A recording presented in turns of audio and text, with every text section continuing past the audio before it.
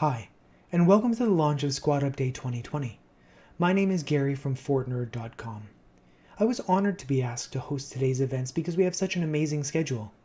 2 Dungeons & Dragons games with a pair of excellent casts, a gaming showcase with Big Blue Bubble, and 6 or so streams with Squad Up ambassadors all playing their favorite games, and raising awareness for Duchenne Muscular Dystrophy. Raising awareness is so important because this disease is so rare. It affects 1 in 5,000 kids, usually boys.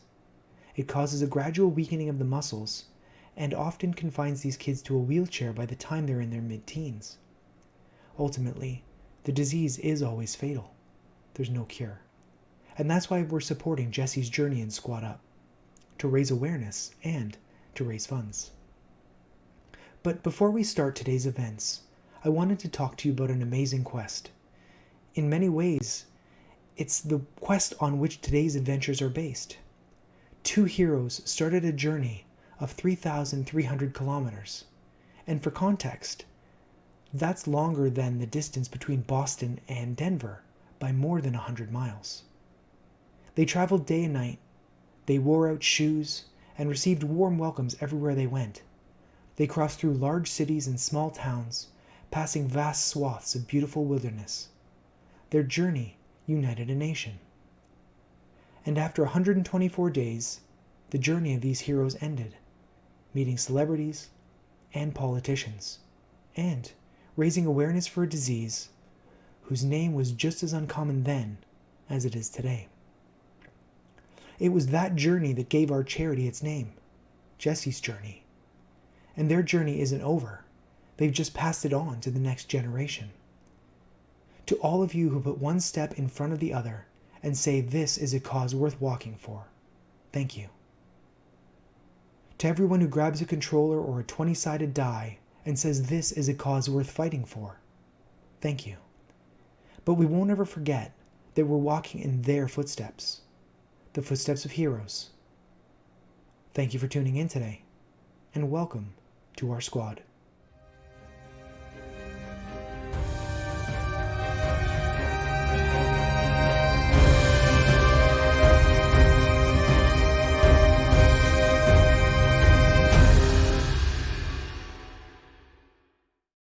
There was nothing to make us think that there would be anything wrong with our child, let alone that he would have this fatal rare disease. He would fall over quite a bit, and we just thought he was just a big kid and kind of klutzy.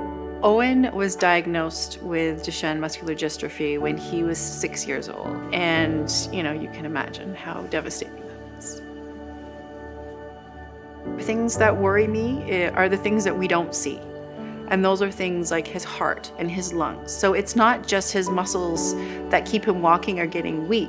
It's that all of his muscles are getting weaker. He will die because his heart will either give out or he won't be able to breathe anymore. Those are the reasons that Duchenne kids end up dying. Not because they could walk or not walk. The burden of the disease on the family is huge. You have to pay for equipment. We've had to move houses, we've had to build an accessible home, and that's on top of clinic appointments. That's on top of going to see his neuromuscular team. We live in this fear of, is he gonna be okay? I can't wrap him up in bubble wrap and send him on his way, right? But it's not just a disease for them, it's a disease for us too, right? We all live this disease.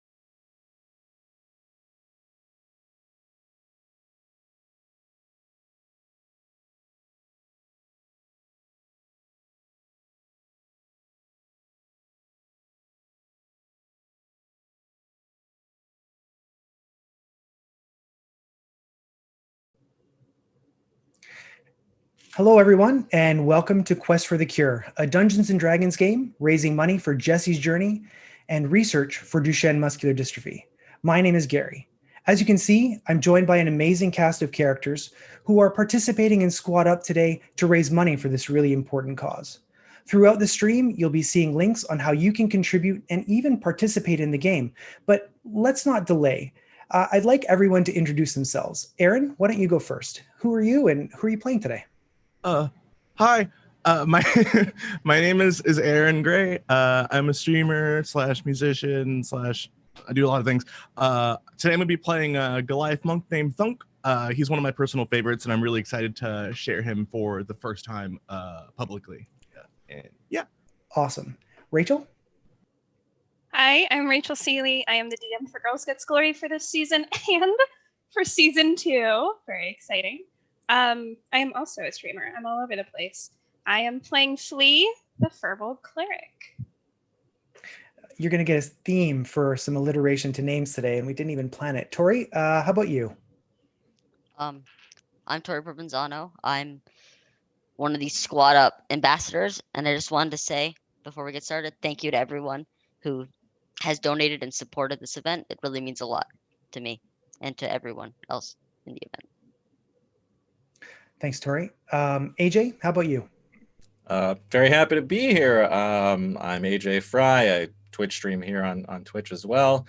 And today I am playing Zojo Obscuro, a half-orc wizard. Hi, everybody. Yes, very cool. Allie, how about you? Hey guys, I'm Allie Gonino. I am also a player in Girls Guts Glory, and today I'm playing a new character named Tendra Hammerdown. I am a mountain dwarf fighter, and I'm so excited to be here. Thank you all for asking me to play in this, and let's raise some money. All right, last but not least, Velvet, how about you? Hi, I'm Velvet Valhalla. I'm a podcaster, a live event host, former streamer. I'm playing a bard today. I'm playing Vanessa Voracious, and I'm a College of Spirits bard. So I'm playing a little bit of Unearthed Arcana with some brand new stuff. So I'm very excited about that. Great. Well, thanks again, all of you, for joining us. And for those watching, we're looking forward to giving you a great game today. Now, I said off the top that you could actually participate in the game yourselves, and that's through the idea of boons and banes.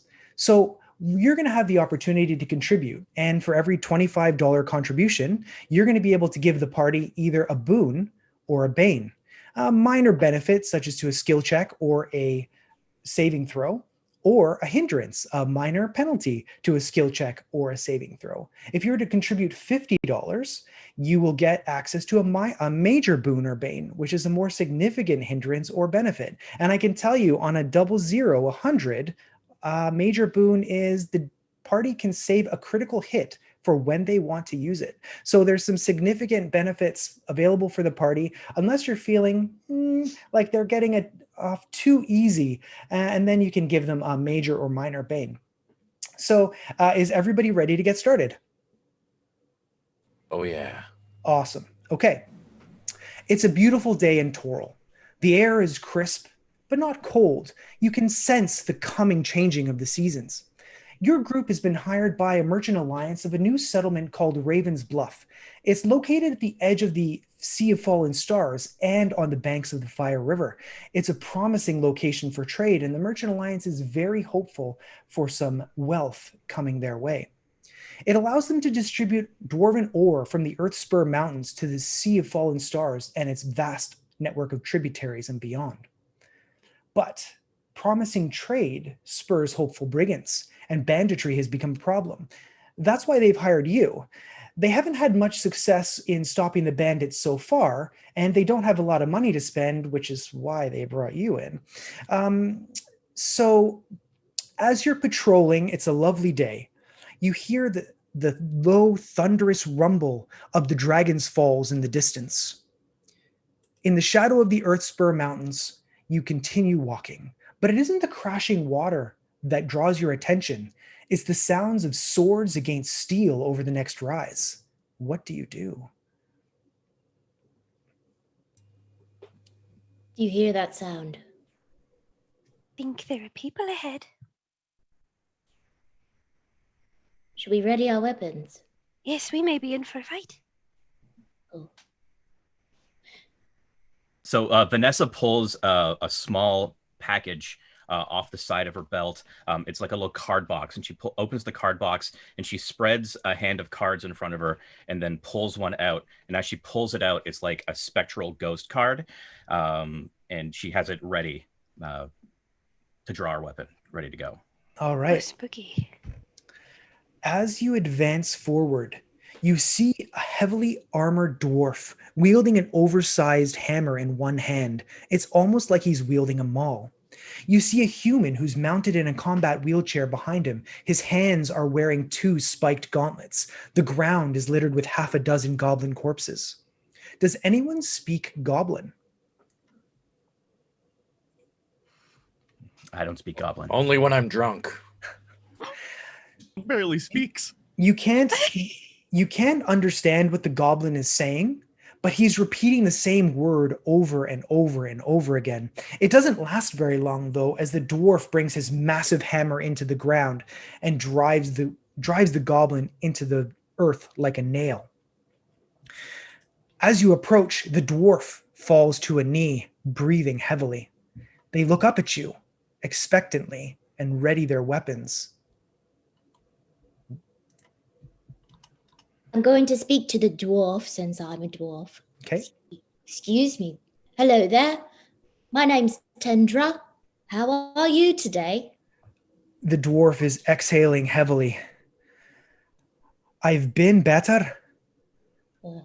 He clutches at his head, but then he says, my name is Tollus Gravenbeard, and this is my brother Miles. The man in the combat wheelchair nods, but you see him come around in front of his brother, interposing himself between you and him. It's clear that he doesn't quite trust you. As he emerges from behind the massive dwarf, you see 3 twisted blades on the caps of his wheelchair, and you can tell from the goblins who are littered on the ground that many of them fell to this cruel-looking weapon. What brings you along this way? Adventure. Well, Look like adventure. Yeah. Name Thunk. You see like a cloth over his chest that has like a blueberry type of liquid that he used to write his name so that he can actually have a little name tag on his chest. Nice. Thunk Hardhand. So all of you except Thunk notice that the dwarf has a very large wound on his head. It's ringed with a strange black substance that you can't make out. The man in the combat wheelchair, who'd been quiet up to this point, speaks. He says, as my brother said, my name is Miles. We just came from Trollheart Barrow. We were pursued by goblins the entire way. And he sort of glances over his shoulder as if he could hear something. It was a previously explored cave system beneath the Earthfast Mountains, but recently an earthquake unsettled the region. It was previously ignored. We cut through the trolls like butter, but something, and he glances over at his brother, attacked us, and it was a creature from the plains of hell itself. Our scout Doc was behind us, but we don't know where he went. Have you seen anyone? He wears a cloak tied up very tightly around his face. You could only see his nose. Did you come from Ravensbluff? Did you see him there? He looks hopefully. I don't remember seeing anyone like that. Did anyone else see someone? Yeah. I don't remember seeing anybody at all. We've been on patrol. You are the first persons we have encountered. The dwarf sighs and says, that is grave, grave news. Doc is one of our truest friends, and let it not be said, a master of the wilderness, but he should have caught up by now. As you can see, I'm in no condition to follow him. I wonder perhaps, and he sort of glances down at the ground, almost ashamed at what he's about to ask you. I wonder if you might have it in your hearts to go look for our friend. Look like Okay. friend. Yeah. Can I heal your brother real fast? He looks very hurt. I'm getting an aura of pain. The human in the wheelchair looks at you, Flea, and says, "You may try. I did use one of our healing potions, and it had little to no effect. It was almost as though the wound absorbed the energy, and yet he saw no benefit from it beyond a momentary respite from the pain. I would not discourage you from trying it, though, as..." He looks down at his brother sadly. I fear for his life." Oh dear. Okay. I'd like to try a cure wounds. Okay. Let me know what you get. Okay. It's just 8 points. Okay. But it's not nothing. The wound glows, almost as though the radiant energy is fighting against something that's resisting it. You see the wound close on his head slightly, and the blood stops for a moment, but it doesn't heal the wound over like you might expect. And Miles says, "It is as I feared.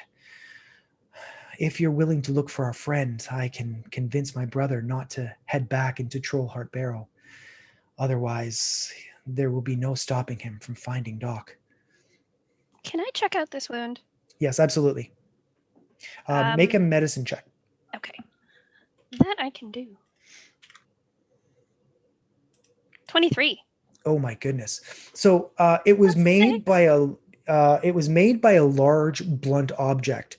In fact, you think that the object that made it was made of stone or earth, as there is little pieces of grass and dirt inside the wound, but you don't think that's what's causing this infernal damage to the dwarven body.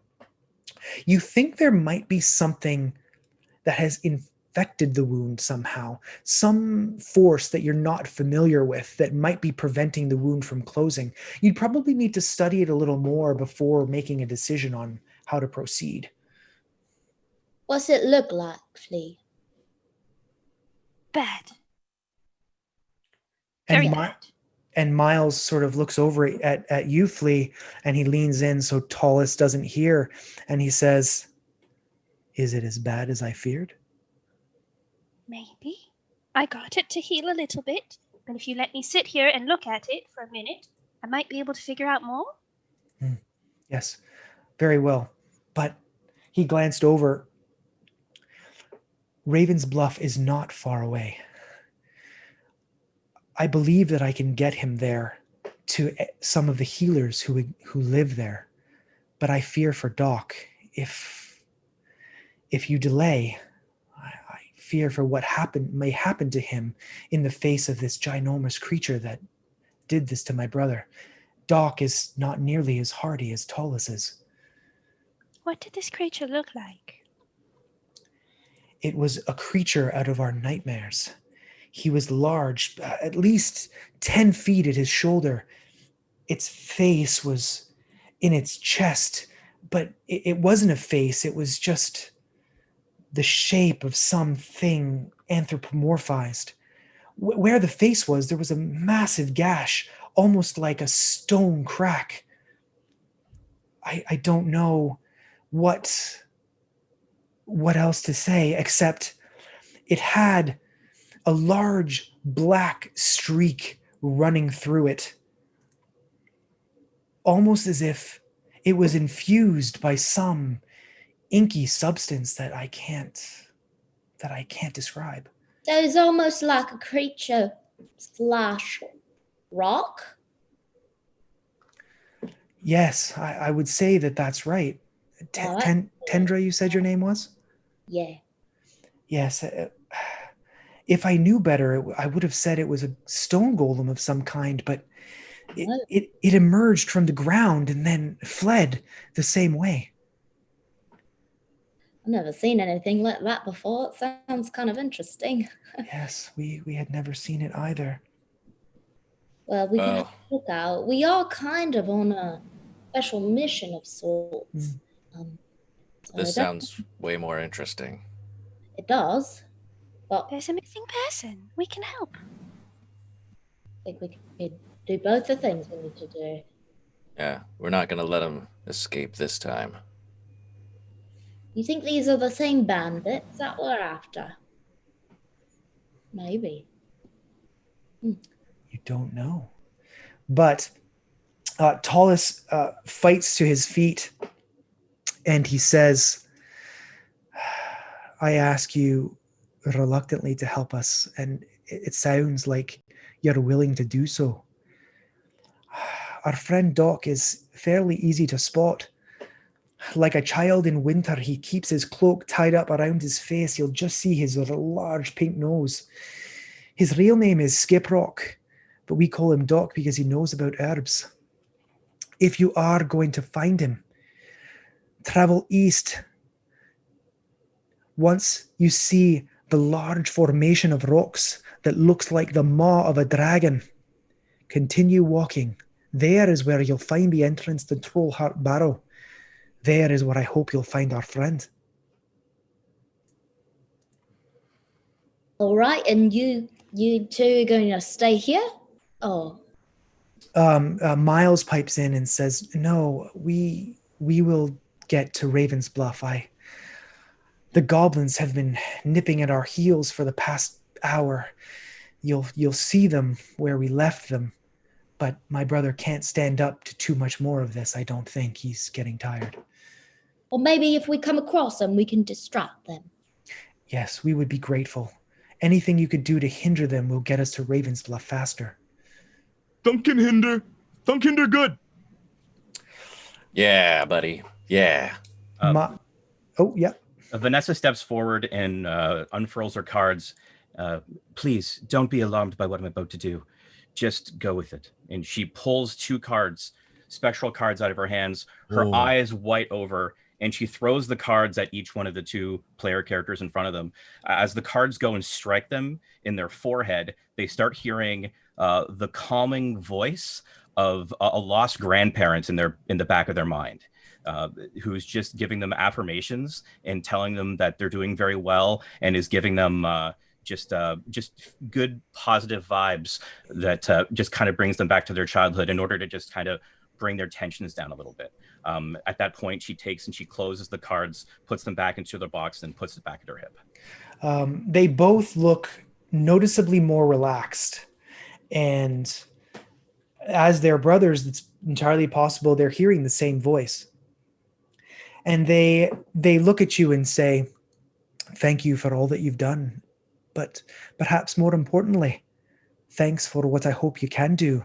And Thunk, Miles, the man in the combat wheelchair, taps you lightly on the shoulder and says, you will help us. I believe in you. Thunk kneels over and picks up. Is there like a flower on the ground that I could grab? Absolutely. He's gonna grab a flower and put it into his ear and lodge and be, Dunk help, Dunk friend.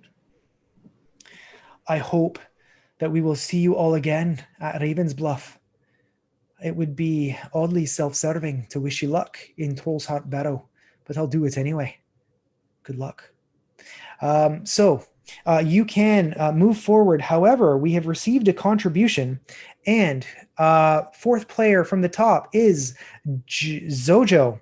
Zojo, you get a +1 to your next dexterity saving throw, as your goat yoga has your enemies saying "ba." All right. So if you kindly make a note of that on your next dexterity saving throw, you get +1. +1. Fantastic. So you're able to walk along the road fairly easily, and there are no sign of the bandits or goblins that you were searching for. After about an hour, the sound of Dragon's Falls grows louder in your ears, echoing through the mountains. To your right, you see a large rock formation that's been polished white by water and time. They look like the teeth of a dragon. Hey, this is where he said we should keep going, right? To the right. Next to the rocks that look like dragon's teeth. Yeah. Right. Thunk seems pretty confident. A little bit farther, then we'll get to the entrance. Mhm. If everyone could make a survival check for me, please. Oh boy. My first roll of the day. 17. All right. 17. Who's next? 3. 23. Yeah. 7. 8. Oh, sorry. Okay. 2 more. Got to 7 as well. 7. All right. I did one better at 8. All Oh right. boy. 8. So you turn to the right past the dragon's teeth, and led by your wilderness-loving allies, you're going toward the mountains. But then you find yourself at the dragon's teeth again.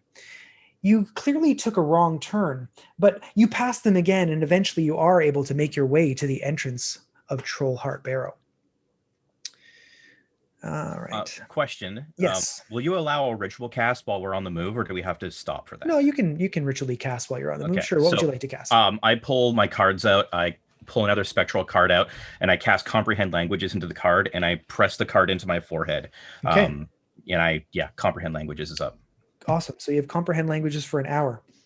Literally, anytime Vanessa takes out the cards, please immediately I'm like, what are you going to do next? Tell me more.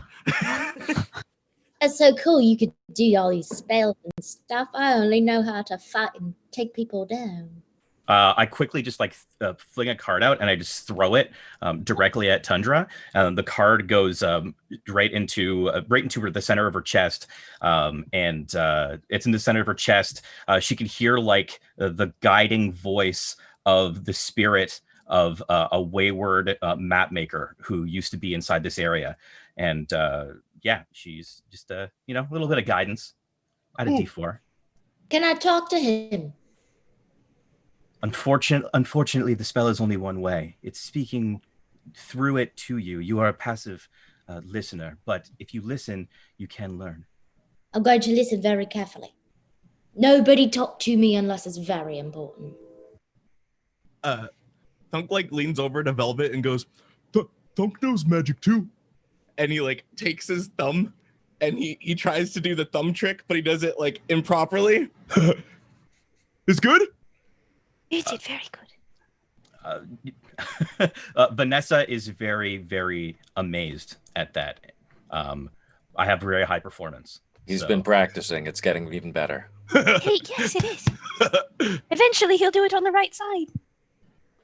I believe in you, Thunk. Practice makes perfect. Mm-hmm. The entrance to Trollheart Barrow is 10 feet wide.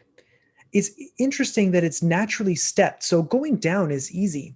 At points, it widens to as much as 20 feet and narrows to as 5. After about 20 minutes of travel downward, you come to a wide point. You see two trolls dead on the ground. They were slain recently, and the ichor on their wounds is fresh. What would you like to do? I roll insight to see Yes. maybe what happened here. Absolutely. Please do. Time to poke a body. You can I'm make gonna a go medicine crouch check. over near one and just take a stick and poke it. Okay. Tendra, what did you get for your insight check? I'm very good. No? 10. 10. So it's clear to you that these trolls were killed. And what you can tell is that it looks similar to the wounds that were found on the goblins. So based on your thought, you think that these trolls were probably killed by the same people who killed the goblins that you met earlier. And your medicine check, as you're poking the body, you see something crushed underneath it.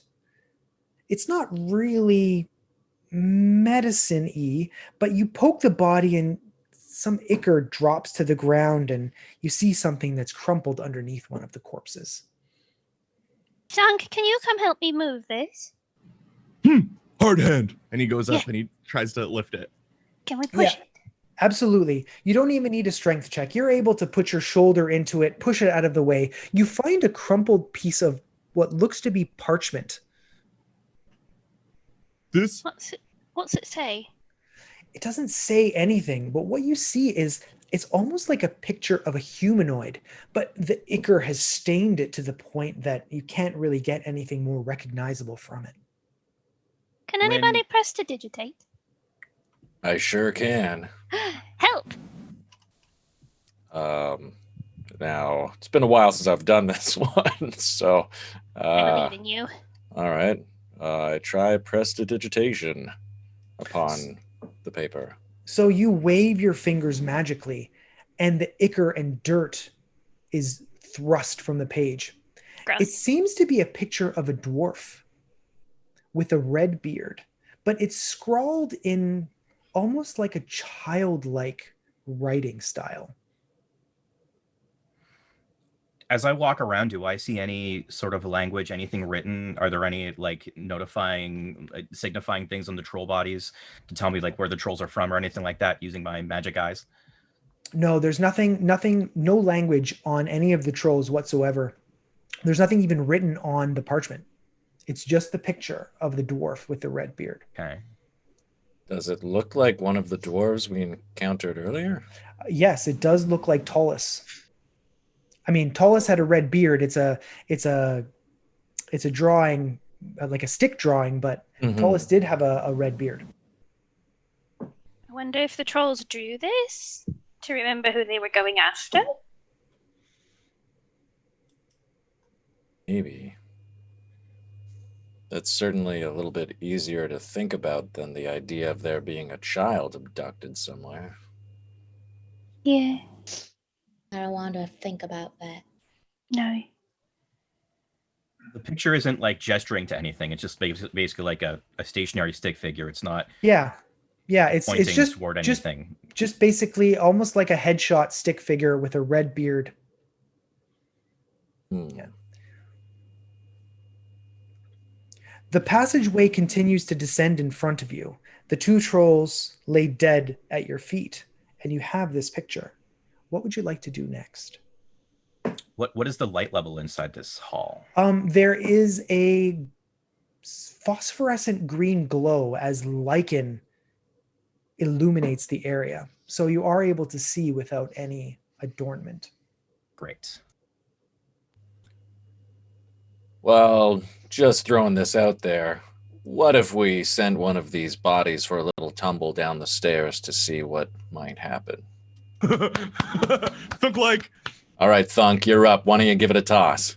hard hand picks it up and just yeets. So you grab the troll corpse, you chuck it as far as you can see, and you hear thunk, thunk, thunk, thunk, thunk. So it thunks down. It's clearly rolled, but it does land on something and makes a louder sound as if it came into contact with something quite hard. Well, I think he's cleared the way of any traps. Shall we follow? Yeah. So you descend deeper. You travel for a few minutes and you come to the troll. Well, it's less of a corpse now. It's more of a puddle thanks to Thunk. What you've noticed is that the passageway narrows. You'll need to squeeze through, but it almost looks like the troll had dislodged some debris that might have caused you some problems had you yourself tried to push through. Some natural instability in this narrow passageway, but Thunk's ingenuity has cleared the way for you to travel through unhindered. Great job, Thunk. Oh. You're able to crawl over this debris without any trouble whatsoever. Who's our littlest person? Who maybe they should go first? Oh, I'm not very small. Who's small? I'm pretty small. Are you? Tori, are you very small? Ooh. I don't really know, actually. I think you're medium-sized, Tori. Okay, so Yeah. not that small one. Thunk is Awesome. 7'5", so I don't think that he's. Yeah, I think I'm a mountain small. dwarf, so I'm meant to go in small little, places and caves and whatnot. Well, be careful. I'll be Lead the watching. way. All All right. So Tendra pushes herself through the narrow corridor, squeezing through, feeling at home beneath the mountains. She comes through on the other side, and you can see from this opposite side that there's a large crack that had formed above you, but the rocks had fallen down and the troll had dislodged them. So it's clear your ally has saved the day somehow. Hey, Funk. Good job with that little move you did back there. I think that really opened this place up a little bit for us. Man, help! Tendra, friend? Yeah, friend. As you're crossing through, Velvet, you hear a voice coming to you. You get +1 to your next nature check as a blonde man with a strange accent speaks to you from beyond the ether. Crikey, that's a big croc! So make a note that on your next nature check, you get a +1. Noted. You are The spirits. The spirits Blessed by have the spoken. Irwin. Spirits around me. You're all able to make it through the narrowing of the tunnel quite easily with the debris disturbed. You move deeper and deeper into the mountain. Tendra, as a mountain dwarf, you're probably about 500 or 600 feet below the surface of the ground at this point. You can tell innately. You find 2 more dead trolls, except this time it's in a narrow section of tunnel. Not quite as narrow as the one you had to squeeze through, but it really is only 5 feet.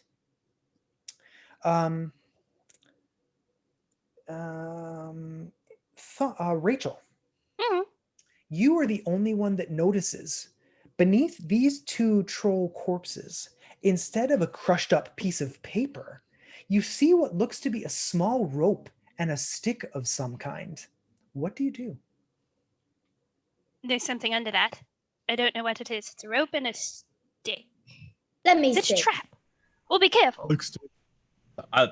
Vanessa steps forward and tells everybody to wait. She pulls her cards out again, fans them out, pulls out another charged card. This card is glowing with like a red energy. She throws the card onto the ground, and the card just dissipates into nothingness. And you'd feel like a small wind appear as my unseen servant comes out on the ground, and I command it to walk over toward the stick. And I tell everybody everybody step back. I have this taken care of. And my unseen servant walks over and grabs the stick and the rope, and then manipulates it, tries to pick it up, tries to see what goes on there. Sure. Is it dynamite? So the unseen servant kind of pushes against the troll corpses, and the body from its internal cavity belches a pale green gas that would have affected anybody who walked forward.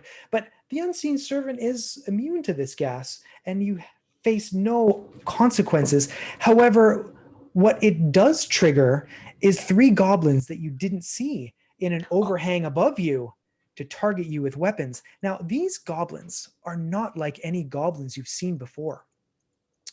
They are gray. Their skin is a deep shade of gray. Their eyes are sunken in and their cheeks are hollow. They appear emaciated, but Flea, you can tell that doesn't look like they're starving. Their eyes are inky pools of black, and they stare at you, dead. Let's roll initiative. Gross. Oh, wow. All right. So first up, Vanessa, what did you get for initiative?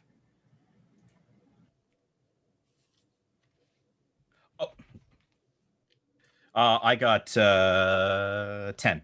10. Okay. Allie looks excited. What did Tendra get? That's a natural 20. Oh, wow. Okay. Well, Tori, what did Provi get? 15. 15. Okay. Zojo? Also a natural 20. Oh my goodness. Wow. Oh my god. With a Rachel- Using all plus the 1 to 20s. initiative. Using all the 20s on initiative. Yes, you won't need those later at all. Rachel, what did you get? A 13. 13. Thunk? 5. And I got that. Okay. No. All right. So who wants to go first, Tendra or Zojo? I mean, my Uh, +1 is, I have a +1 for initiative. So if Okay. you're. so do I. And I think I should probably go first so that I can use my magic weapon upon your main weapon. Oh, So okay. I grab hold of your... What kind of weapon do you use? I have a rapier.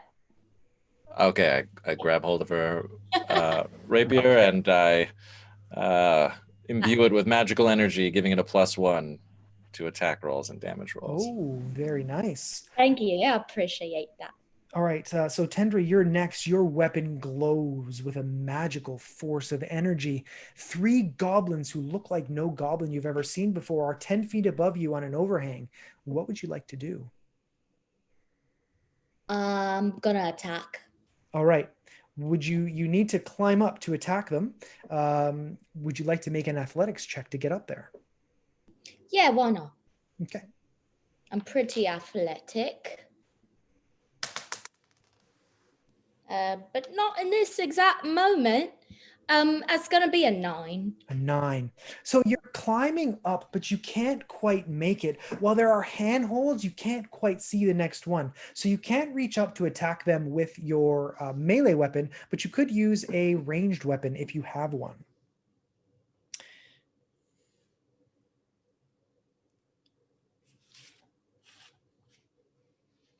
I don't think I do. Okay. Well, So you could, yeah. All right. What would you like to do instead? You can't quite reach them. It's almost as like you're one hold short to get up to the overhang. Yeah. I can't front flip my way over there. Can I try to jump and do a front flip and Absolutely. Go for it. Make me another athletics check. Okay. All right. Let's do better this time. Oh, that's better. It's gonna be a 24. All right. So the rest of the party Yeah. sees Tendra on the ground. And then she sees you see Tendra on the overhang. You have no knowledge of how she got from the ground to the overhang. You just know that she was on the ground and now she's on the overhang. Tendra, make your attack roll. All right. I'm going to take my rapier and that's going to be not enough. It's a 9. The goblins all stare at you. And if you can imagine, they're standing like this, and then one looks like that, and then one looks like that, as you miss completely. The next up is Flea. Oh, really? I'm going to cast Chill Touch Okay. to go, and it's just a giant, aqua-colored hand, and it goes like this, and it's going to poke one of them in the eyeballs. Oh, Got to roll to hit. That's a 10 to hit. that is not a hit. Your fingers go like this, and the goblin, without emotion, goes like this. Rude. I don't like them anymore. Okay, Tori, you're up next. What would you like to do? I think you're on mute, buddy. I'm There you muted. go. Sorry. It's okay. I think I'm gonna try to hit them with attack them with my longbow. Absolutely, go for it. I just have a question. What is it to hit? 'Cause I don't... Your to hit bonus is +4. Okay, so roll d20. Sorry, it's +9. Yeah, roll a d20 plus Okay. 9. Sorry, I just haven't played this in a while. That's okay. So it's 13 plus 9, which is... Which is 22. Your 22. arrow Yeah, I'm bad at more math. than strikes them. That's okay. So roll an 8-sided die and add 3 damage to it. says 5 damage on my. Oh, 5? Okay, perfect. Even better. Perfect. That would be 8. 8 damage. Your arrow strikes into the goblin.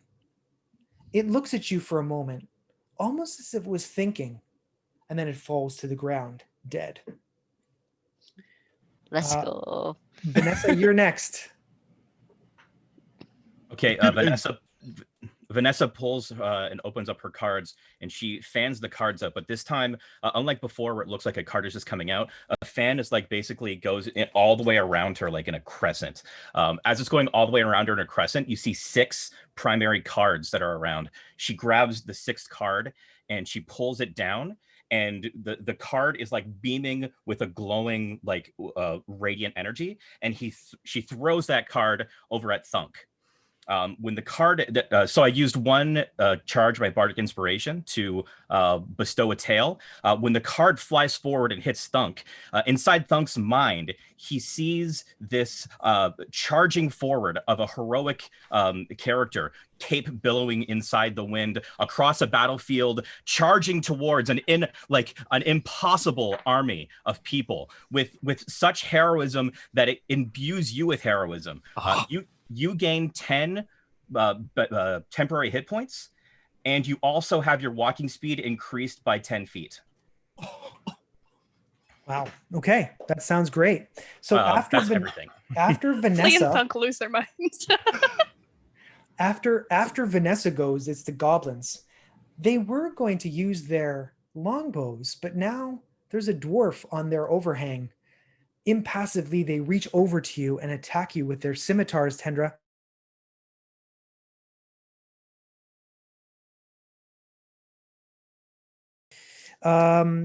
So you take 10 points of damage as the scimitar finds its way in the only chink in your armor.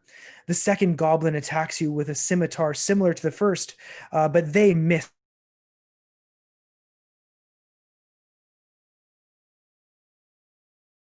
Turn. What would you like to do? So is there a goblin still standing? There are 2 goblins still standing, and they are both adjacent to Tendra on a 10-foot overhang. Okay.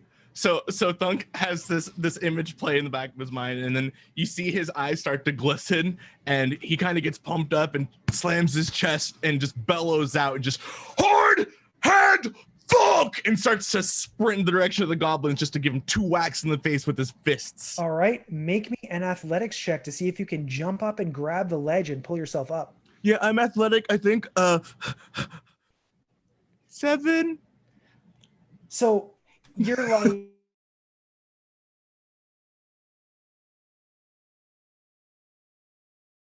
off the ground. You don't quite get there. See if you can make one more athletics check. Hard hand, Thunk. 14.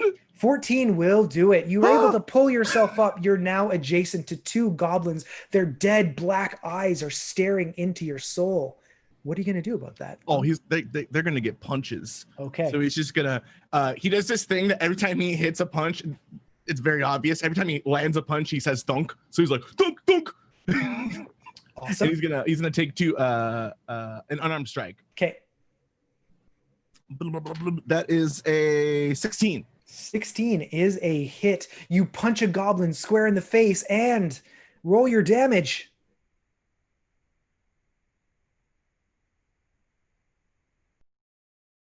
Goblin off balance, but it isn't quite enough to knock them down. Do you have anything else you'd like to do? Yeah. Can I use my bonus action to use Flurry of Blows? Absolutely. Go for it. So I'm just gonna like open palm it and just go. Ooh, okay, cool. Vicious. That's a 14 and that's a 15. A 14 will hit and a 15 will hit. So roll your damage separately. Okay, sweet. So that's not. Nope, that's not that. That's 5 damage. 5 damage. Okay, the first one drops. You open palm them in the face. They collapse without emotion. Oh. Can I use my other? Yes, absolutely. On the other one, sure. Yep. Sweet. That's 7 damage. 7 damage. All of you on the ground, you see Thunk go, pyaw, pyaw. Both goblins fall. There are no goblins left. Hard hand. Oh, good job. Wow, that was so impressive. I was just, you would do this, and then it was gone. Bye. Yeah, thunk protect friends. That was really good. I'm going to get up to the edge, and I'm going to try and very clumsily climb up. And then I'm going to prayer of healing on Tendra. Absolutely. You can do a prayer of healing on Tendra. I think she's the only one that took damage. Yeah, you get 8 hit points back. Wow, thank you. Yeah, Those. All that's what I'm good right. at. So we have some contributions to share. Who is my fourth player? 1, 2, 3, 4. Zojo. You get a -1 to your next Constitution saving throw. You hate cardio, no. and it shows. True, And though. Tory gets a boon, and it is the next time you fail a saving throw, roll again. The second time's the charm. That's not the saying, but it's close enough. Alrighty. So now you can investigate the goblins. You can look at the trolls. What would you like to do? I want to look at the body. All right. Make me I'll a try to. medicine check. Medicine, I can do that. Do they have any, like anything I can loot, maybe? Absolutely. Why don't you make me an investigation check, Kendra? 18 on a medicine. All right. So, Flea, you look at the goblins and you can't tell quite what, but there's something off about them. It's almost as though their bodies are hollow. It's the only way you can describe it. It's their cheeks, their chests, their limbs. It's like they're emaciated, like they're malnourished, but you can clearly tell they're not. Tendra, what did you get for your investigation check? A 5. A 5. So you see there are some dead goblins there. They each have a bow if you'd like to take that. Yeah, I'll take the bows. All right. So you have 3 short bows. Does anyone have Arcana, History, or Religion? Well, I was about to say I've got a +1 in Arcana. I could give that a Please. go. I have all Thunk of has those. religion. I have +2 in religion. I have +2 in all. All right. So I have +1 in all of them. you have +1 in all of them? Okay, No. great. Why don't each of you, we'll start with why don't we do it this way? Somebody will give each of you a roll, and each of you can roll with advantage because there's enough of you that have the bonus. So who would like to do the Arcana check?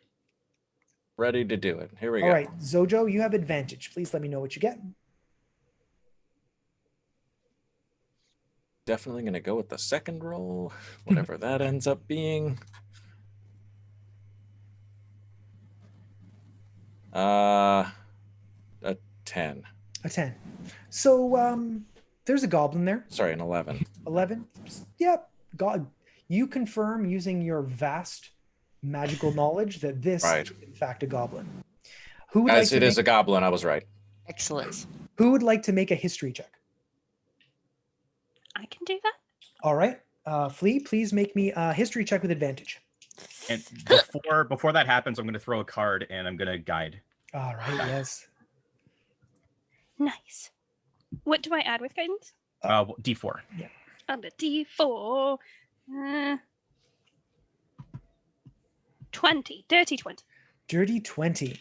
So, Flea, you recall the tale of a band of humorless nomads who patrolled the Anarok Desert decades ago, but nobody ever saw their skin because they were wrapped in desert clothing. And something about these goblins twinges something in your mind about that story, but you can't place exactly what. They might be nomads. Would anyone like to make who would like to make the religion check with advantage? I will take the religion check. All right. So I'll pull the cards out one more time and I'll fan them out and I'll just like focus onto the cards and yeah, I'll make my religion check. All right. Natural 20. Okay.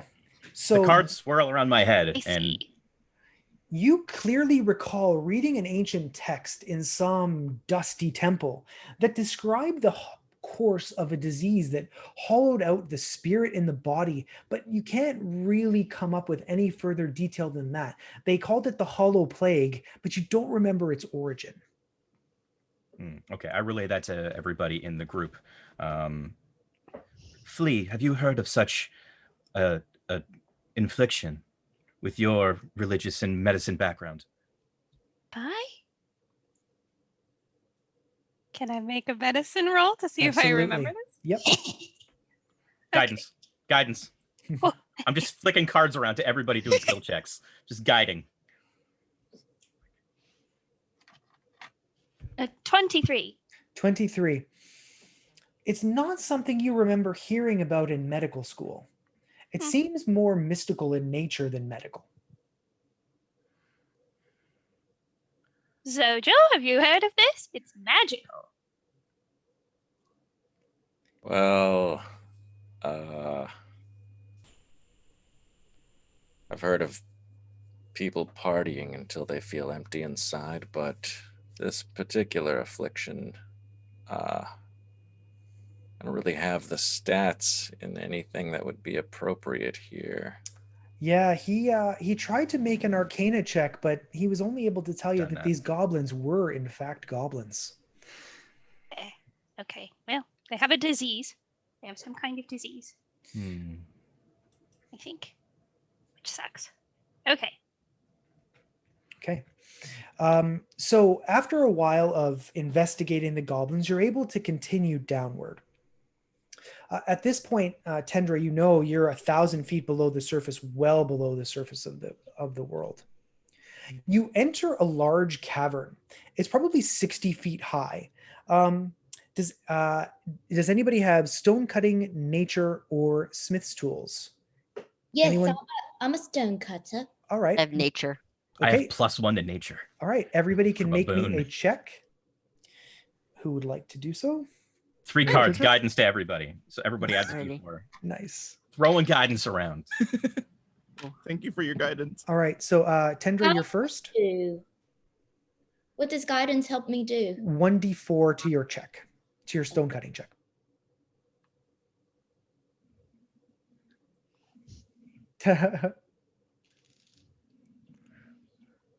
That was very good. So that's going to be a 22 plus whatever. Oh, wow. Okay. 26. I'm sorry, 24. That is good enough to learn everything I have to tell you. So you can tell that this cavern has been worn smooth over time, perhaps from an ancient source of water. You also notice that in the center of the room and running along the north wall, there's a large vein of iron. It's probably 20 feet wide at its largest point. It's almost like a spine holding the cavern up.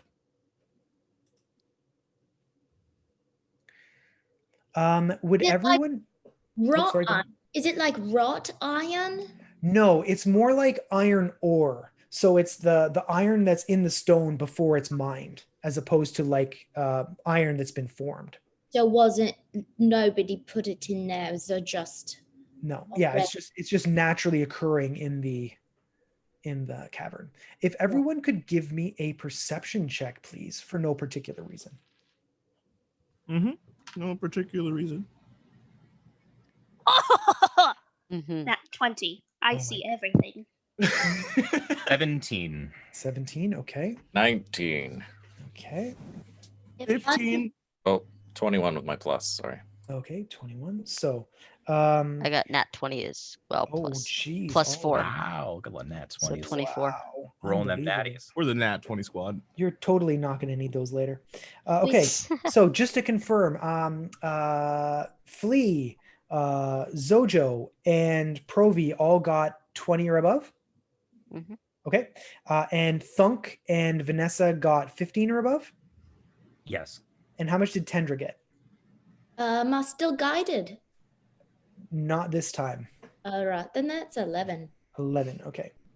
So for the three of you who got over 20, you feel something stirring beneath your feet. You can feel the vibrations of a creature below the ground. You will not be surprised. Everybody else, however, will be as we roll initiative. Oh Mm, no. It's don't- golem I- time. I don't like that. Nope, me I neither. don't like that either. Oh It's no, I golem got time. a 2. I mean, if you're gonna roll low, initiative's the time to do it. Yeah. 19. Okay, so we'll do it in order. Vanessa got 19. All right. And then Tendra, what did you get? 7. 7. Okay. Provi? 2. 2. Oh, geez. Okay. Zojo? 17. 17. Flea? 15. 15. Thunk? 14. 14. Great. Okay. Vanessa, would you do me a small favor? Would you roll a d20 for no particular reason and just tell me what you get? 16. All right. Right. So you are surprised, however, though you do go first for future reference. Cool. All right. Emerging from the ground, almost beneath your feet, rises a primal creature of earth and stone. Its face looks like it has a giant gash, as if some prehistoric force had carved it out. You see an inky black streak running across the entirety of its body. It rises up and is going to attack Tendra and Zojo, using its long arms to strike at you. So, Tendra, I'm assuming that a 13 will not hit you. It will not. Yeah, sad to say. Okay, Zojo, will a 13 hit you? Yes, it All will. right, that is great news. So you take 10 points of bludgeoning damage, and may I have a wisdom saving throw, please? Apply the damage and a wisdom saving throw. Can I do an opportunity attack because he just tried to attack me even though he missed? Yes, you can. You have riposte. Absolutely. You can use one of your dice to do that. I got a 15 on that. You got a 15. Okay, so you make the save. You feel like the black ichor from this creature's body was trying to infect you somehow, but you're able to resist it. Tendra, what did you get on your attack roll? On my D20, I got 19. Do I add 19. anything? Do I add anything to that? Yeah, it's just a normal attack plus an 8-sided die for an extra 8-sided die for damage. So you're absolutely able to roll your damage.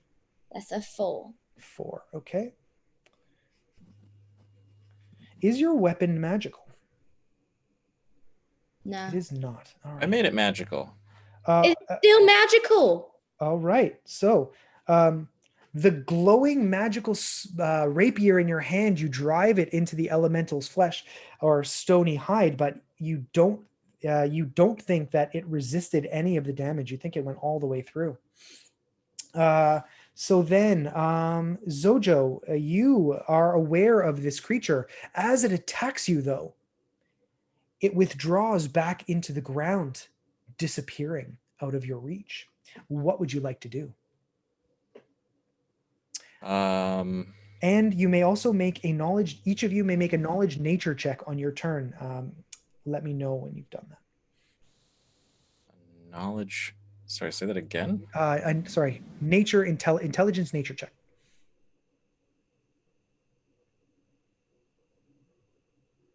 Getting my additions confused. 5. 5. Okay. 9. 9. Yeah, you don't. 18. 18. All right.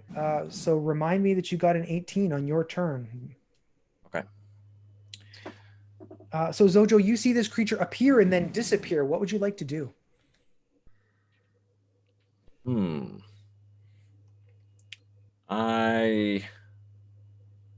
you quickly describe our surroundings again? Absolutely. You're in a large cavern. It's about 60 feet circular on all sides. Yep. In the center of the large cavern, there's what looks to be a deposit of iron. It's 20 feet at the widest point, and it ascends upward along the wall. There are 3 passageways on either side, not including the one that you just exited. You're all sort of clustered around the passageway that you descended down.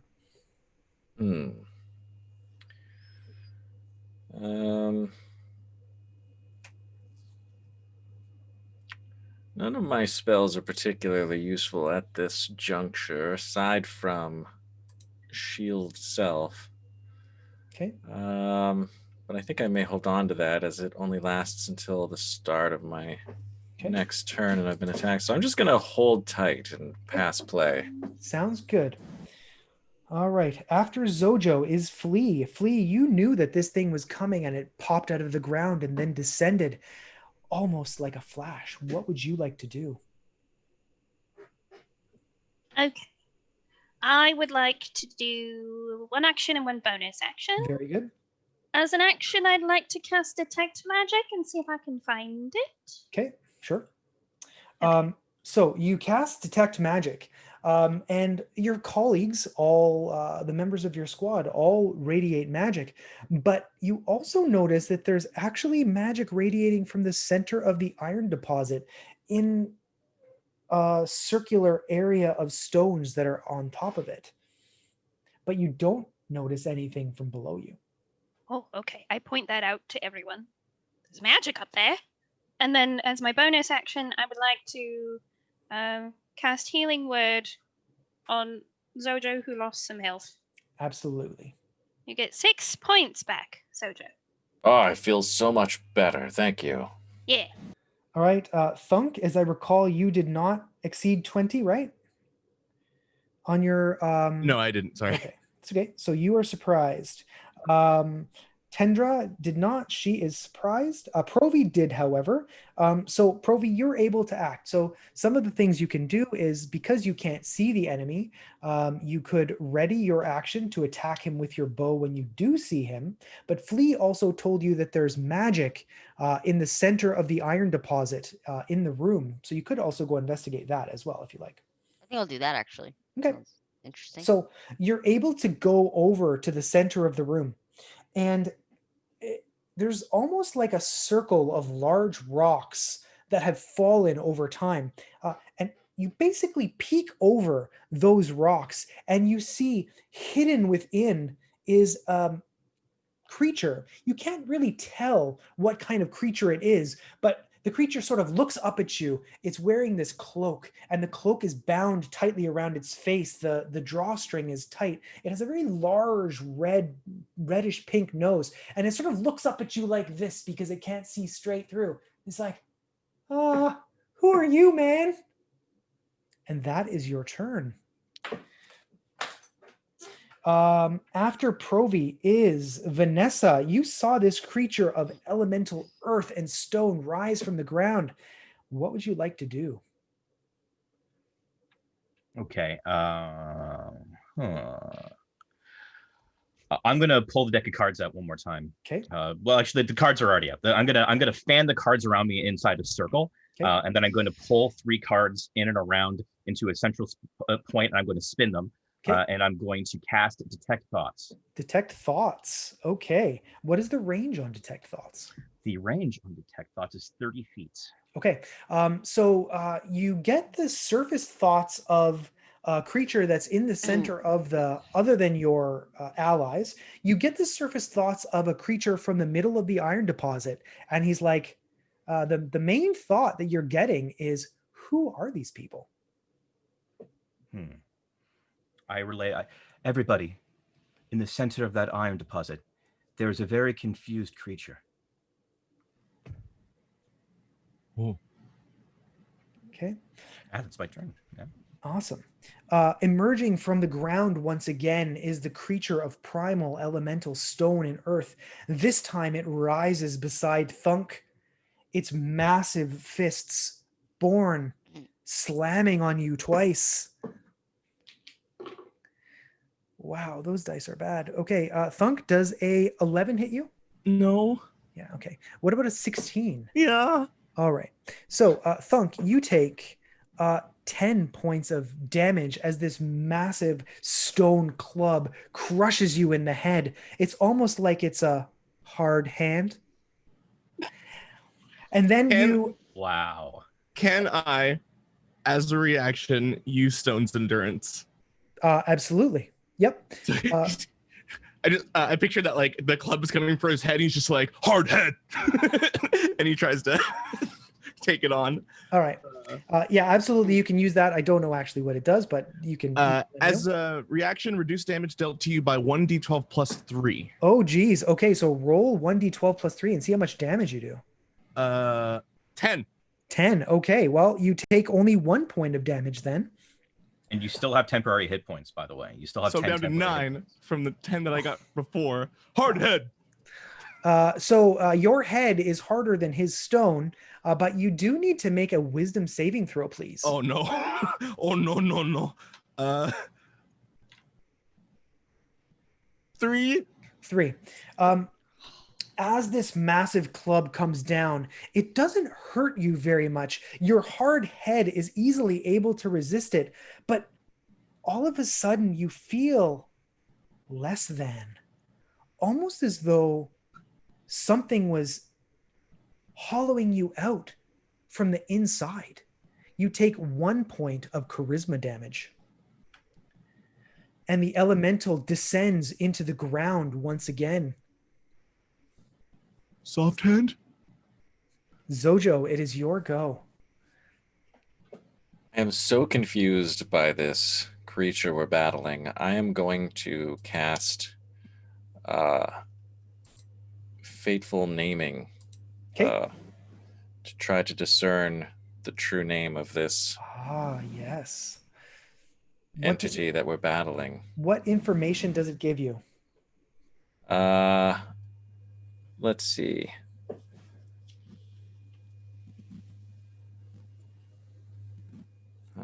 Reading the wrong information, perhaps. Okay. While you're looking that up, we've gotten some contributions. So Thunk, the next time your weapon would be reduced because of resistance, you ignore resistance on one attack as you gain the Eye of the Tiger. Yes. And Flea, nimble, thimble, wickety whack, you avoid an op attack. The next time you would be subject to an opportunity attack, you can say, nah. I love that. All right, so Zojo, what does... essentially, the Fateful Naming, I discern the true name of... Okay. I just lost my character page. Of the target. So I'm targeting the creature that we're fighting, and maybe this true name will... it is... its true name is Bartholomew. Bartholomew? Yeah. And you can tell that this is an earth elemental, but it's unlike any earth elemental that you've seen. And you using this arcane magic, you can tell your allies that earth elementals have the ability to burrow through earth and stone without hindrance, but only earth and stone.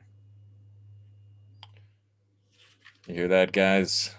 If we can flood this place, we can trap him. And in fact, if we flood it and then I use, what is it, Frost? I've got another spell. Frostbite. It lets me freeze things. That might be a good way to prevent it from escaping. Okay. Dungeon Master. Yes. May I have a look around and see if I'm gonna search around for any little like traces of water coming out to the sides of the walls? You don't see any traces of water coming out from the sides of the walls. You think that it was more of an ancient water source that smoothed this out. Really, the only dominant feature that sticks out is the large iron deposit in the center of the room. My worry is that if we make this thing flood, are we not flooding ourselves and possibly killing ourselves? I don't worry about global warming. Yeah, we disagree on some things. Okay, Stella. Joking, of course. Flea, you are next. Have you made a knowledge nature check yet? I'm assuming that you communicate the knowledge of the earth elemental to your party, Zojo? Absolutely. Okay. Yes. I have a question. Yes. As a furbolg, I have something called Speech of Beast and Leaf. Mm-hmm. Since this is a nature elemental, can I communicate with it with this ability? So I would say possibly, but you think this isn't an ordinary elemental. You think all of the elemental, you may not have fought an elemental before, but you know generally how elementals work. And this hollowing effect that Thunk experienced is definitely not something an elemental can ordinarily do. So you think that maybe the power may not be effective because this might not be your run-of-the-mill elemental. Oh, okay. I'm going to make a nature check. Okay, yes, please. On 19. So you get more or less the same information that Fateful Naming did, that the elemental can only move through unworked in stone. It cannot move through metal. I point to the iron and I go, it can't go through the iron! And I run over to look at the iron. Absolutely. You're over there and you see the same figure that's looking at you like this from through a tightened cape. Doc? Yeah? Who are you? Oh, it's Flea. Hello. Your friends are looking for you. Oh, maybe we can talk about that later. Yeah. Okay. Yeah, cool. How tall is that iron deposit? Can I climb on top of it? So basically it's more or less flush with the ground, but just standing on it based on the nature check that you made, you know that this standing on the iron deposit is going to force the elemental out of the ground and it's going to have to walk on top of you because it can no longer come up from beneath your feet. Okay. Can I shout, stand on the iron to everybody? Absolutely. So Flea shouts, stand on the iron. And Thunk, it is your turn. What are you going to do? Thunk, stand on iron.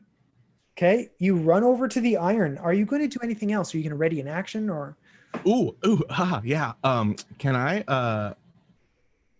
What is that thing that monks do with the whole? Oh, can I spend a key point to take the dodge action? Oh, I can just use my action to take the dodge action, right? Absolutely.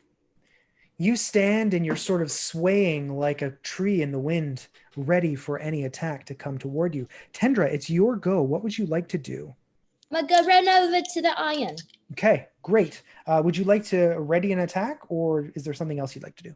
Yeah, I'm gonna get my rapier out. All right. Ready? So Provi, you're there. You were the first person to interact with this little creature in front of you. So you can either interact with him, you can ready an attack. What would you like to do? I think I'll ready my bow. Ready your bow? Sure. Yep.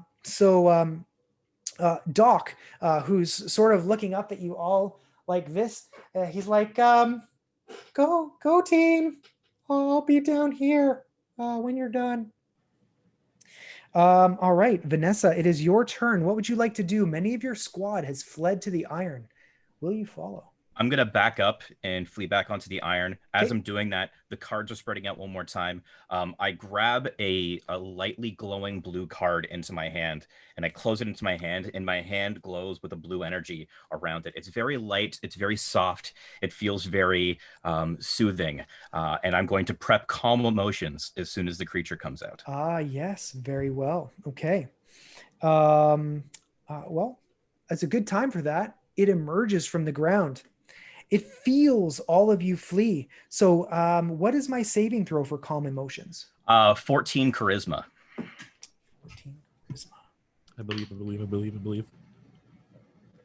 It sort of stares at you for a moment with an unflinching gaze. If it could smile, it would, as it advances towards Zojo. Oh no, Zojo. 2 giant stone fists, almost like clubs, come down on you.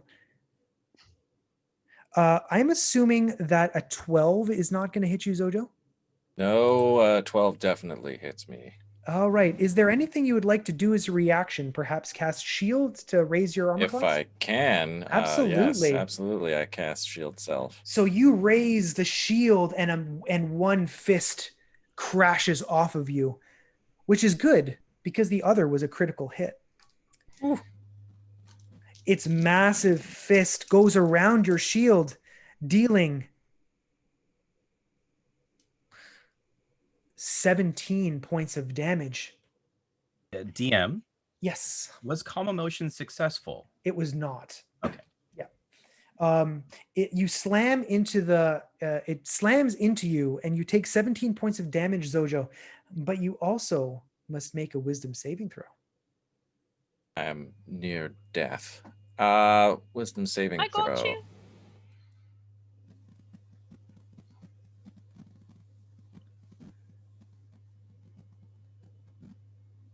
I believe I just got a 13. A 13 is a success. You heard Thunk gasp as the creature hit him, but you don't feel slightly empty. You feel whole. Hmm. Zojo, it is now your turn. What would you like to do? The elemental disappears into the ground once again. But Provi, because you readied a ranged attack and the elemental emerged, you may shoot at it. Roll your 20-sided die and add +9. All right. So it's 17 plus 9. 17 plus 9, 26 is definitely a hit. Why don't you Okay. roll your damage? D8. Yep. 8 plus 5, which is Wow. 13. 13. Your Way to go. arrow strikes deep into the elemental and it roars if it could. And it flees back into the ground. You've driven it away for now. All right, Zojo, it's your turn. Yeah, I'm just going to jump up there on the iron with everyone else now that Okay. I've realized what it was here for. Okay. You can ready, if you like, you could ready a cantrip spell, a ranged one to attack it, or you could do something else. You could talk to the guy who's on the ground. I have really just frostbite that would be of any use, which I will ready in case it does become useful. Sounds good. Okay. Flea, it is your go. Okay, action, and then I want to prepare. No, Okay. I can't do that. Action, and then a bonus action. Cool. I'm going to cast Cure Wounds on Zojo. Yes. So Zojo, you're going to get 8 points of healing, and then with my bonus action, I'm going to tap Thunk on the shoulder because we're almost the same height, actually. Yeah. And I say, "Good job, buddy!" And I'm casting magic weapons. So your fists are now magic weapons with a +1 to attack rolls and damage rolls. All right. Which of our players has not received a boon yet? I don't think I have. All right, Tendra. The next time you fall prone, you on your turn you may stand up for free without using any of your movement. Parkour. Fantastic. Thanks. You're welcome. That is from another generous contributor who is supporting us today. So thank you everybody for watching and for contributing. Okay, so after Flea is Thunk. Thunk is he's gonna stay on the iron, but he's gonna get in front of Zojo and kind of like hold his arms in front of him and be like, Thunk, protect friend. All right, you are a very intimidating target. You're the best, Thunk. Okay, Tendra, it is your go. What would you like to do? So the stone creature, is he down? He does not appear to be down. He inflicted a massive hit on Zojo, but then took an equally massive hit from Provi. In an arrow, he fled back into the ground. But your party has told you that it can no longer do that. If it wants to attack you, it needs to walk out onto the iron, into the iron grip of your weapons. Right. So can I see him? You can't see him right now, no. But you know that he's eventually going to have to get onto the iron. So if you wanted, you could ready an attack with your sword, or you could do something else. Yeah, I've got it ready. But I'm wondering, maybe.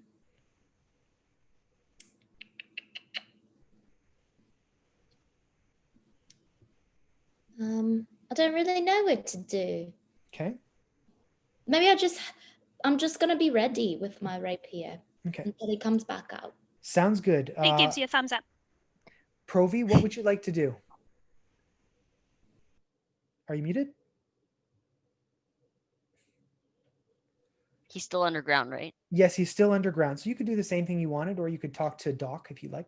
I think I'll talk to Doc. Okay. He's like, where did you guys come from? That thing was hunting me. I was running out of stones to throw. I'll just say we came from your friends told us to come find you. Tallest and Miles, really? Yep. Oh. We ran into them. Oh, well, are they okay? Yep, they're all right. Oh, good. Okay. Took some damage, but they're alive. Oh, well, I was kind of worried. We got separated, but I'll tell you all that when this thing is dead. Is it dead yet? Nope. Okay, so maybe focus more over there and less over here. I'm gonna be okay. At least I hope. And if not, tell Tallus I love him. Okay, so Vanessa, it is your go. You know for certain that if the elemental is going to attack you, it needs to come up on the iron, and its hit and run tactics are at an end. Once again, I'm going to use my last second level slot. I'm going to put the cards out around. I'm going to grab another glowing blue card. It's going to infuse my hand with calming magics, and I'm going to ready it so as soon as it comes out, calm emotions. Oh, very good. Very good. Okay. Vanessa's so good. All right.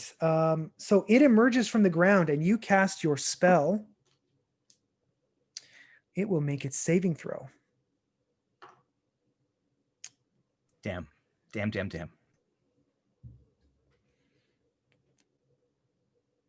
And then it will sink into the ground again. Its emotions calmed. No longer angry at you or anyone in your party.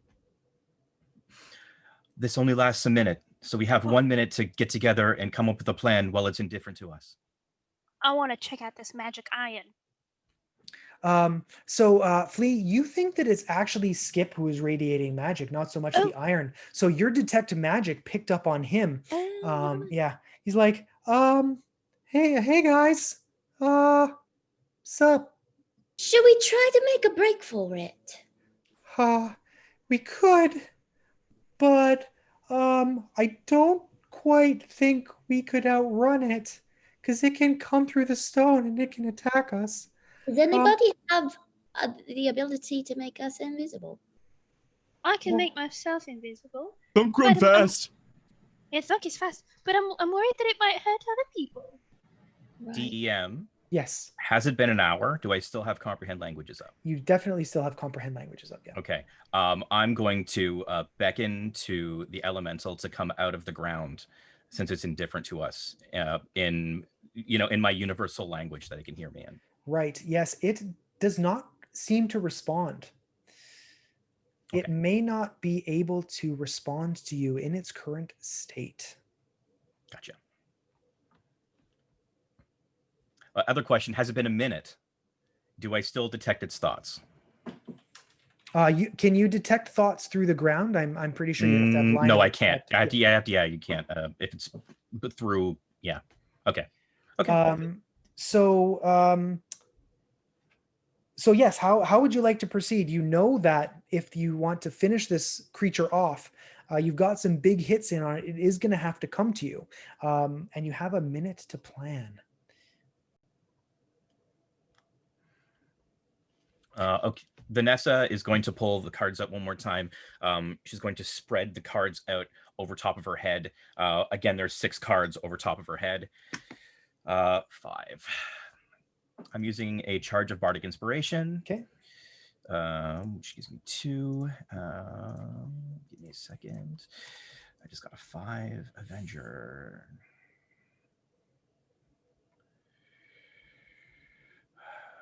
To tell avenging knife for 1 minute. Oh, if anybody else has something, you just give me a second. I just gotta read this. Sure. I think Flea's just prepping a chill touch and keeping an eye out on the ground if it pops up so she can slap it. Okay. In the eyes. Awesome.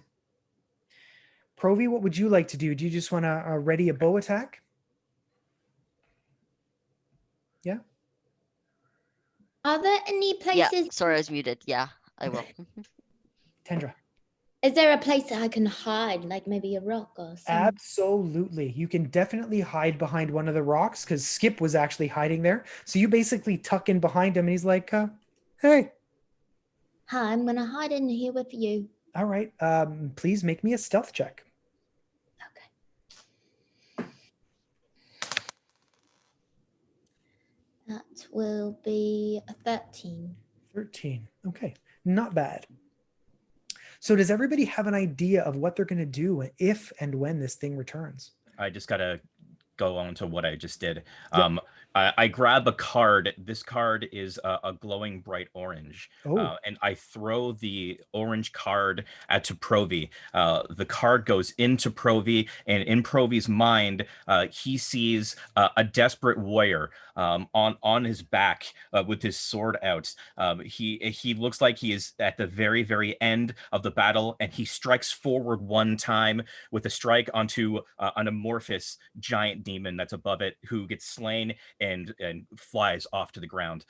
You have an Avenger attack. So for 1 minute, whenever a creature that you can see within 30 feet is damaged, you can do 1d6 force damage to that creature. Nice. So Provi, you get to do an additional 1d4 damage to every attack. That is 1d6. 1d6. Got it. Okay. Force damage to anything that takes damage. Awesome. Okay. All right. So we are going to stay in the same initiative order, if that's okay. So Vanessa does her thing. It is going to rise from the ground. It is going to walk toward all of you menacingly. However, it seems like it does not have the movement to emerge from the ground and walk over to you in time. So each of you is going to have the opportunity to attack it. So first up is Zojo. What would you like to do? The creature is approaching, although a massive Goliath is between you and it. I am casting, stepping out from behind Thunk in order to cast Frostbite. Okay. Which causes attack roll or a saving throw? Saving throw. Okay. I'm not sure what the saving throw is though. I failed miserably. Okay. Yeah. Then it gets 1d6 cold damage. 1d6 cold damage. And has disadvantage on its next attack roll. Oh, that is bad for me. Okay. Flea, it is your go. This massive stone creature is emerging from the ground and is setting itself upon your party. What would you like to do?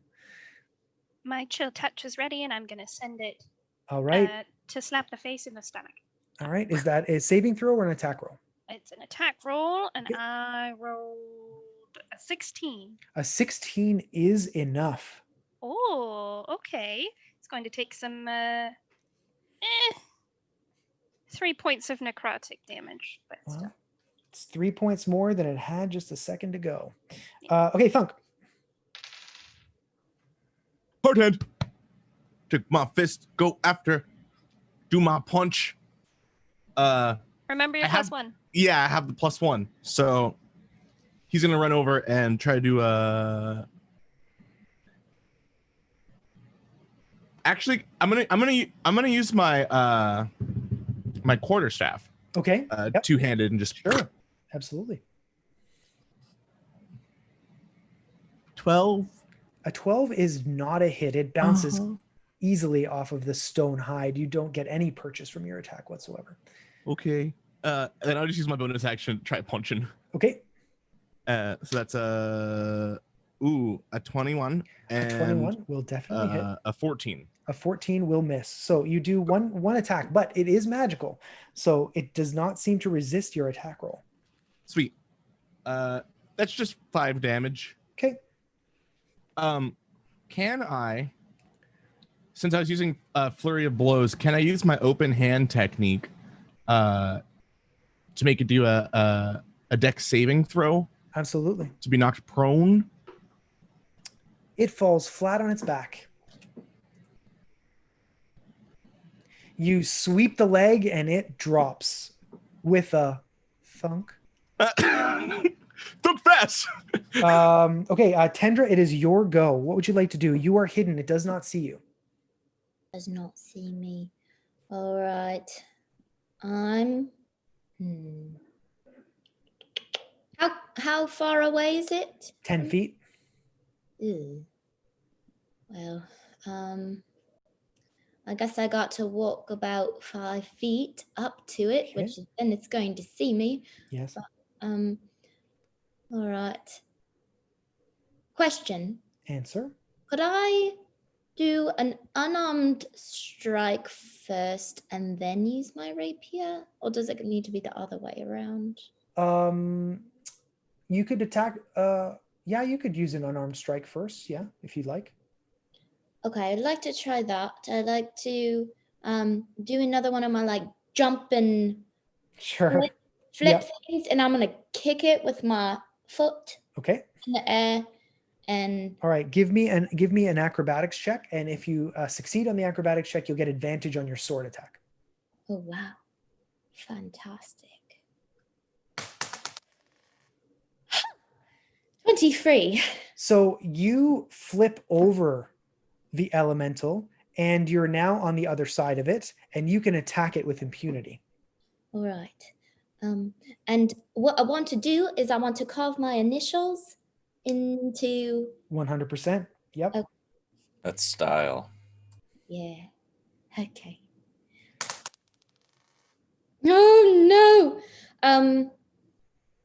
12. Okay, but you get to roll 2d20 and take the best result. Yep, you had advantage. Oh, thank the ever-loving Horus. And goodbye. Where are you? Okay, that's going to be a 13. A 13 will also miss, though, unfortunately. Damn it. I mean, crap. No style. Provi, it is your go. What would you like to do? The monster is there, surrounded by all of your friends. I'm gonna fire my bow at it. Sounds like a plan. So I already did the roll, so I got an 8 plus 9, which is 17. That is enough to hit. Roll your damage. And I got 13. Awesome. Ooh, that is a lot of damage. It takes a And big wait, chunk out of I it. have a question. Yep. Because I still have that the bonus from I think Vanessa. Does that mean Yes. I get to roll a d6 here Yes, absolutely. for extra damage? Yep. I was just about to remind you. So it's 2 more, so that would Two be more. 15. Chunks are flying off of this creature. And top of the round is Vanessa. Okay, Vanessa is going to pull the deck of cards out, and this time, every other time that she's had the cards out, they've all been very deliberate. This time, she takes the deck of cards and she like flips them in the air, and they just fly into the air into a floating jumble of spectral cards. And then she just throws her hands forward, and as the cards fly forward, you start hearing kind of like ghostly sounds of just horrible words and downplaying people, and I'm going to cast Dissonant Whispers at the creature. The cards are going to circle around the head of this monster. A card just like keeps hitting it inside the head, and every time it hits it inside the head, you see it just kind of like take a little bit of like mental damage. What effect is Dissonant Whispers? What effect It's does it wisdom. cause? It's a wisdom 14. Okay. And it will be 3d6 damage if it hits. Or half. Roll the saving throw, but what type of effect is it? Is it fear? Is it? Oh, it's damage. Oh, it's damage. Okay, yeah, Yeah, it does. it's a damage It does make the saving throw. So do I Okay. take half? I believe you do take half. All right. So after you go, Vanessa, let me know what the damage is. The creature stands up again. It's looking between Tendra and Thunk. It doesn't know which to attack, so it's going to attack one of you each time.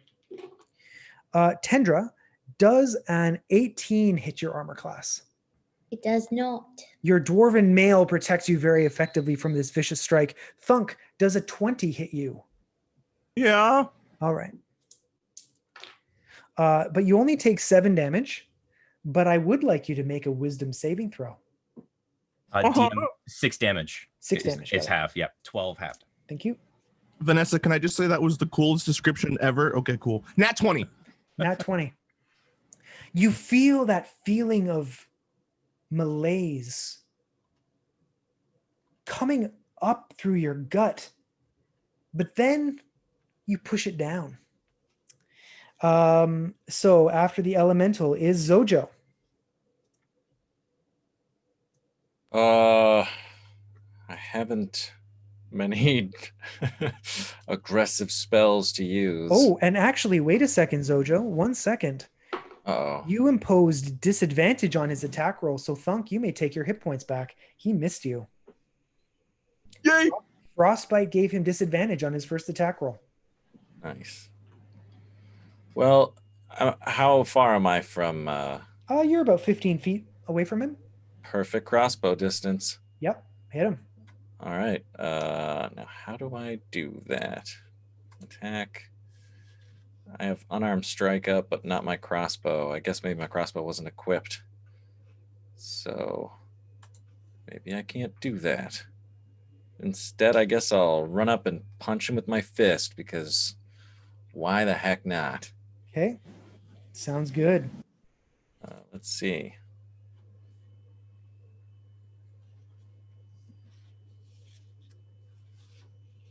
No, that's not going to go well. I kind of stumble forward and flail like a fool and fall at his feet, I'm sure. Okay. Okay. Everybody's gotten a boon, so we've got one more. Who's first on my list? Tendra. Griffin. At a time of your choosing, for 1 round, you can fly. That's so fun. Yeah.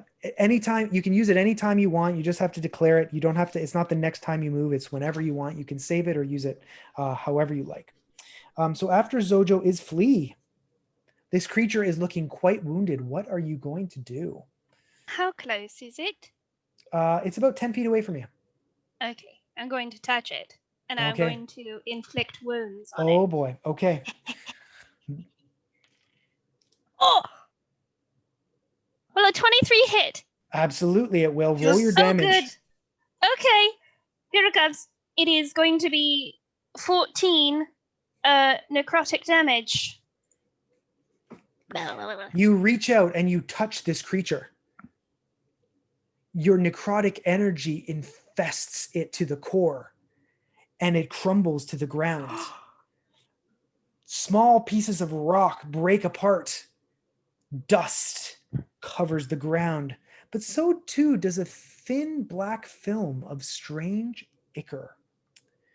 So we are going to take a break there, give everybody a chance to grab a drink, hit the washroom, and we will talk to Skip when we return.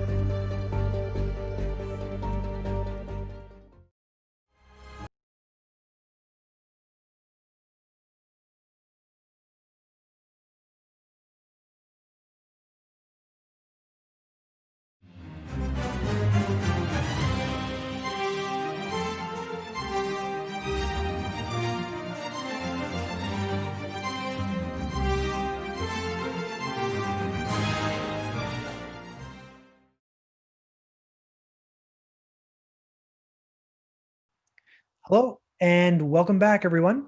Before the break, the squad of heroes defeated a corrupted Earth elemental and found a wayward soul in the midst of an iron paradise. What will happen next? It's up to them to find out. What would you all like to do? I want to look at that goop. So the goop is sort of a thin film of almost like a plasma that goes across the ground.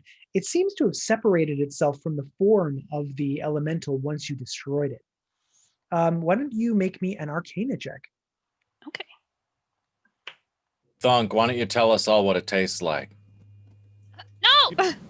Takes his pinky and just goes. No! It's a 19. Don't do it. I was just Put it down. messing with you, Thunk. He just whips it. No. Bad taste. It's gross. It's a 19. Yes, a 19. That is an excellent roll. Thank you. You learn something. You can tell that the elemental was corrupted in some way. You don't know by what, but it's fairly safe to assume that this is somehow an external thing that has infected it somehow. You don't know exactly what it is, but you can tell that it's not good for the elemental.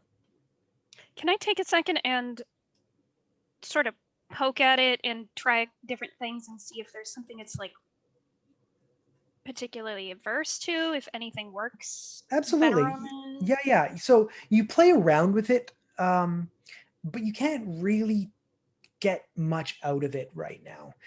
You sort of push it with a stick and you're flicking it with cantrips, and it doesn't seem to be reactive.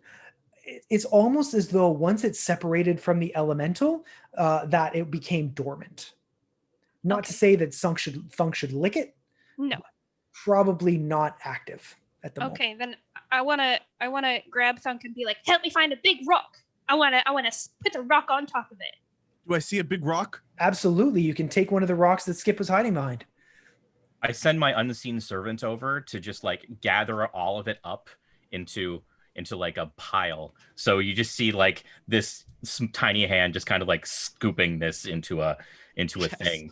Awesome. And Vanessa is just kind of sitting back there, just kind of like looking around as this is happening and the scooping is going on. Nice. Mounding, making a snowball. Thunk like picks it up and goes, Thunk, big hand. Yeah. You drop the rock on top of it. You're quite certain this thing is dust. Good. I don't want it to get out. So the figure that was in the center of the iron, he sort of looks at all of you. Well, thanks for the assist, guys. Super helpful. I'd been there for like a while. It couldn't feel me on the iron really. I was throwing rocks to distract it, but you'd be surprised how quickly you could run out of rocks when it's the difference between life and death. Your name is Doc, isn't it? Yeah, I mean, Tallest calls me Doc because I'm not a dwarf. It's some sort of funny in-joke for dwarves. At least that's what he says. Skip Rock, rather. Name Doc, Yeah. Skip Rock. That's right, yeah. No, my name's Skip. People call me Skip. Yeah, we travel together. We've been friends for a really long time. We adventure. They asked me to come along to explore Trollheart Barrow, but it was, didn't go as planned. This thing sort of derailed it. We found, I can't really explain it. So you all know what adamantine is, right? It's like a metal. It's really hard and stuff. We found a nugget of adamantine that was like infused with this cool black, cool black something. This is beautiful. And Tallest said, oh yeah, we're going to be rich if we sell this adamantine. And problem is, the bag that I held using the adamantine was taken by some goblins. So Tallest isn't going to be happy about that. Should we try to find those goblins, take them out, maybe incapacitate them a little bit, or just leave them for dead, and then get that thing and then take you back to your friends? That's a freaking great idea, really. Now, Skip, I have a bad feeling about that rock. I don't think it should be sold. Huh. If Well, it has a black vein in it, I'm worried that maybe it has something to do with the nasty geck that we just dropped that rock on. Yeah, I mean, sure, it's possible. But what are the chances of that? I'm sure it's fine, right? Skip. Yeah. Vanessa's going to pull the deck of cards out one more time and then throw one card on the ground and begin ritually casting Detect Magic. Okay. So your conversation continues as you're ritually detecting, casting Detect Magic. You get a very similar result to what Flea found. All of your friends radiate magic, and Skip radiates a little magic himself. And he says, sorry, what was your name? He points at Flea. I see. He looks up. He's very short. You can't sort of tell what race he is. He's wearing bulky clothing. He kind of looks up at you like this because he's looking down at you through the hood of his clothing. Sorry, what was your name again? I'm Flea. Hello. Oh, hi. No, I'm sure it'll be fine. Tallus is a master smith and stuff. At the very worst, we're gonna look into it. It'll be great. But we're getting no magic off of the rock. I have a doubt. So he doesn't have the rock. The rock was in his pack, and the pack was taken by goblins while he was hiding from the elemental. Gotcha. Misunderstood. Yeah.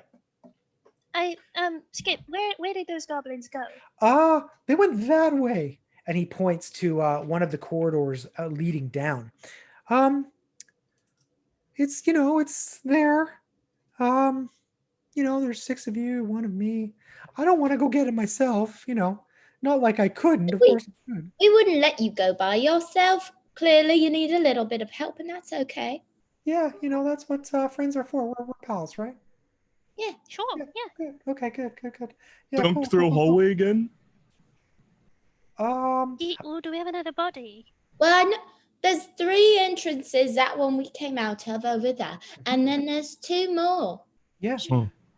Is it down one of those that they went into? Yeah, they definitely went down that one. I sort of I had dropped the thing because I ran to the iron. It was a good idea, by the way, running to the irons. Made things a lot easier. And then he, they went down that way, these 3 goblins, but they were weird. They had these black eyes and their skin. We killed them already. Yeah, well, we got some of them. I think that maybe they're all diseased. They have this hollowing disease. Were 3 of them. We got. Did we? Well, we got some. There might be more. Well, we did get 3 of them. Oh, you did? Did they have like a little pack, like a little backpack with a rock in it that had like a black streak? I don't think so. I only got 3 bows. So. Oh, are they long bows or short bows? I don't know, DM. You tell me. I think they were short bows, right? Yeah. Short bows. Yeah, cool. Short bows are cool. I have like a little crossbow that I use. It's kind of like people make fun of me because it's kind of small, but it does the job. All right. Well, the size doesn't matter as long as it does the job. That's what I tell people. They don't always listen to me though, but do what I can do. But a small bow still hurts. I liked he points at Tendra. I liked her idea. Definitely you guys should go after the bag so that I can recover it and save the day like a hero. And by save you, save me and help me out and stuff, right? Are you not coming with us? Well, I could. Come, friend. Ideally, I'll go back and check on Tallus and Miles because they're probably worried about me. You know how to get back there? Yeah, I could find my way back. They went to the big town. Ravensbluff. Yeah, cool. Cool. I would go there while you guys went to get the bag, and then all things being cool, then you guys could bring me the bag, and it would be like totally awesome, right? Everybody. As long as the adamantine isn't diseased, but if it is there anything in it for us? Yeah, there's like three things, and these are just, now keep in mind the things that are in it are just like literally off the top of my head. So like friendship, um Friendship. uh at least two crisp high fives. Okay. But to be fair, the high fives are to be divided amongst you six. It's just two total, not two each. That's not really. Okay, and what's the third thing? Um, I hoped I would think of one by the time I said the first two, so it's really just two. So it's really just friendship and high fives. Yeah, And a little bit of the adamantite. yeah, well, totally. Like if we found share more of some. it, if we found more of it, we would totally give you some. Yeah, Good enough for me. I'm take friendship. yeah. He Skip will raise his hand to Thunk. He like leans in to give you a high five, but like he's so heavy that it just Gently. Skip sort of stumbles backward a little bit. He's like, cool, man. That was you're very large. hard hand. Yeah. Big man. Yeah. So yeah, it was that way. If you don't need anything else from me, I'm gonna go the other way as quickly as I can. Because there's six of you, one of me. Going up is better than going down. Yeah, And cool, cool, we cool. definitely don't see a backpack on You Skip definitely right don't now. see a backpack on Skip right now. All he has is a hand crossbow. Yeah. And you see, like he's sort of got a belt on the outside of his cloak, which is weird. He's got a hand crossbow on one side and an herbalist pouch on the other. Can we take a... Yeah, could we maybe take some of that herbalism? Yeah. Do you know how to use it? Yeah. Okay. He'll say he'll open his pouch, and he'll say, "This is honeysuckle. If your nose is stuffy, you just rub some down here, and like in a day or two, the stuff will go away." And then he I reaches lean his, over and I eat it. No. It's generally a topical application, but cool. They taste really good. I'm sorry. He reaches in and then these elderberries, if you like crush them up and put them under your eyes, they make you look super scary. Ooh.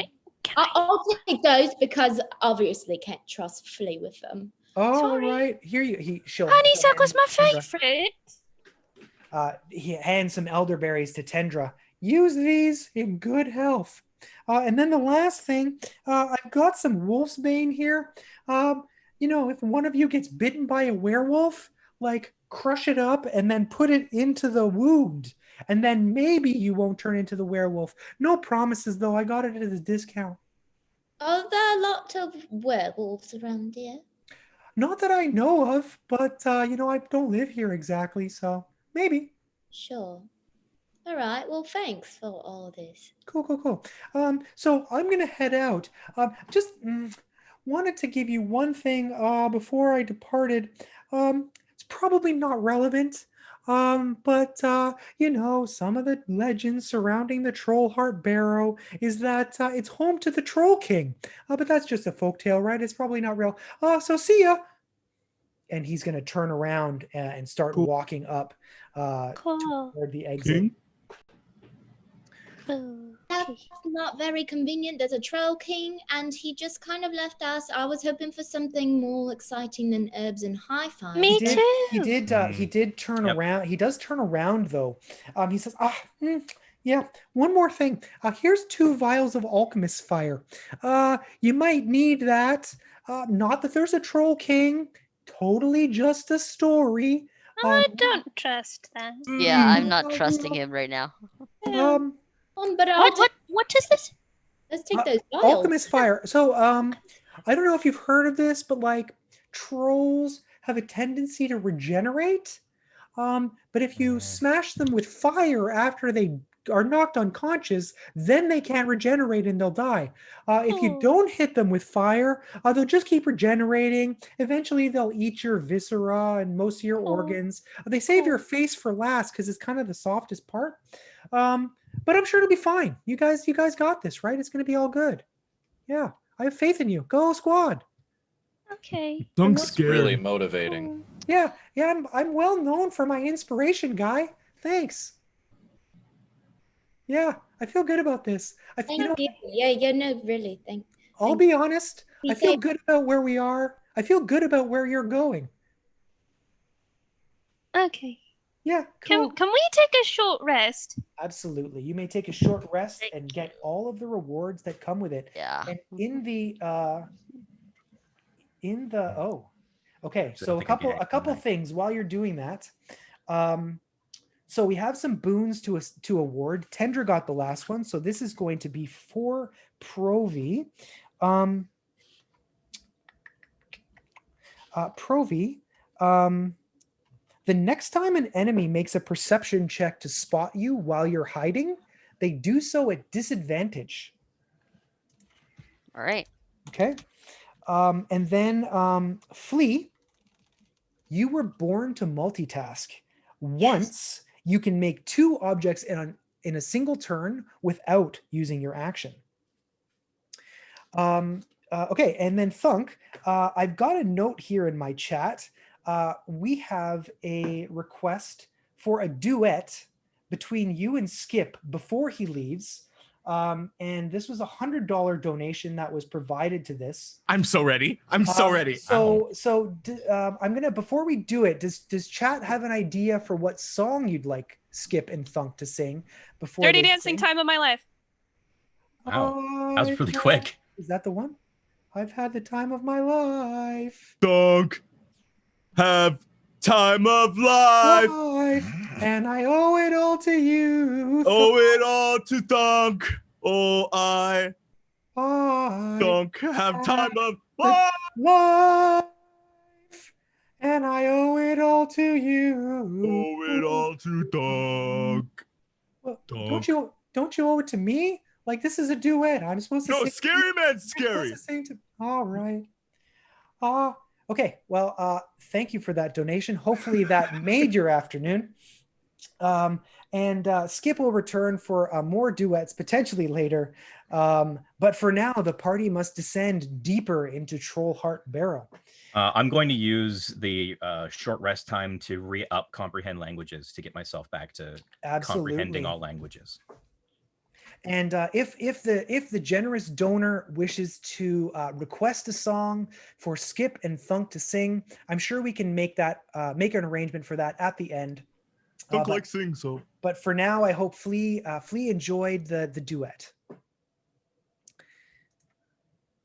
right, so you guys can take your short rest. You can heal up. You get back anything you recover on a short rest as normal. You have an hour of uninterrupted time where you can relax and hang out and tell stories.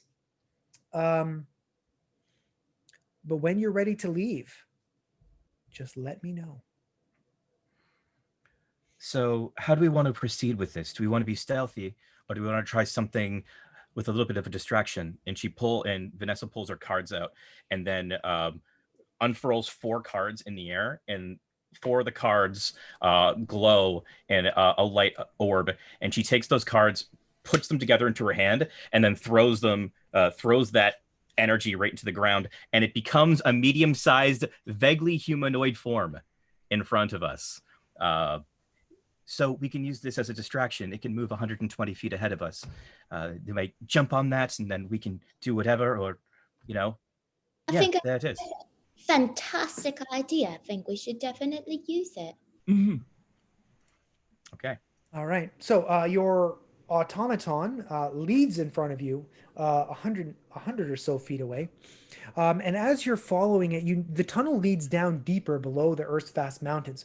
It winds sinuously between million tons of rock. You almost feel the oppressive heat from the lack of airflow below. After 30 feet of a steep descent, you come to a chasm. 15 feet in front of you, there's a ledge. Across that ledge, there's a narrow beam which is 4 inches wide, which is all that remains of some ancient bridge. On either side of the beam, up and down, is a black, soundless void. As far as you can tell, the beam looks sturdy, but you'd have to do some investigation or some smith's tools or carpenter's tools to determine how how sturdy it actually is. Does anybody have any like light tools? Can you see in the dark? Most I most would- of this area is covered by the phosphorescent glow, so it only extends about 20 feet in all directions. So you can see generally in your area, even if you don't have dark vision. But going up or looking down and looking up, there just comes to a point where the phosphorescent glow doesn't light, and it's just darkness in both directions. So Vanessa is going to take her hands and then do this gesture, and the small, vaguely humanoid form is going to break into 4 dancing lights, and 2 of the dancing lights are going to go up, and 2 of the dancing lights are going to go down to try to take a look at what's going on above and below. Sure. Can they perceive, or do they just illuminate? They just illuminate. Okay. So basically you can send them down and send them up. They go as far as they can, but it's 200 feet up and 200 feet down. You're actually losing sight of them. It's quite a large gap. She takes both of those dancing lights back together and then whirls them around, and they once again become a vaguely humanoid form.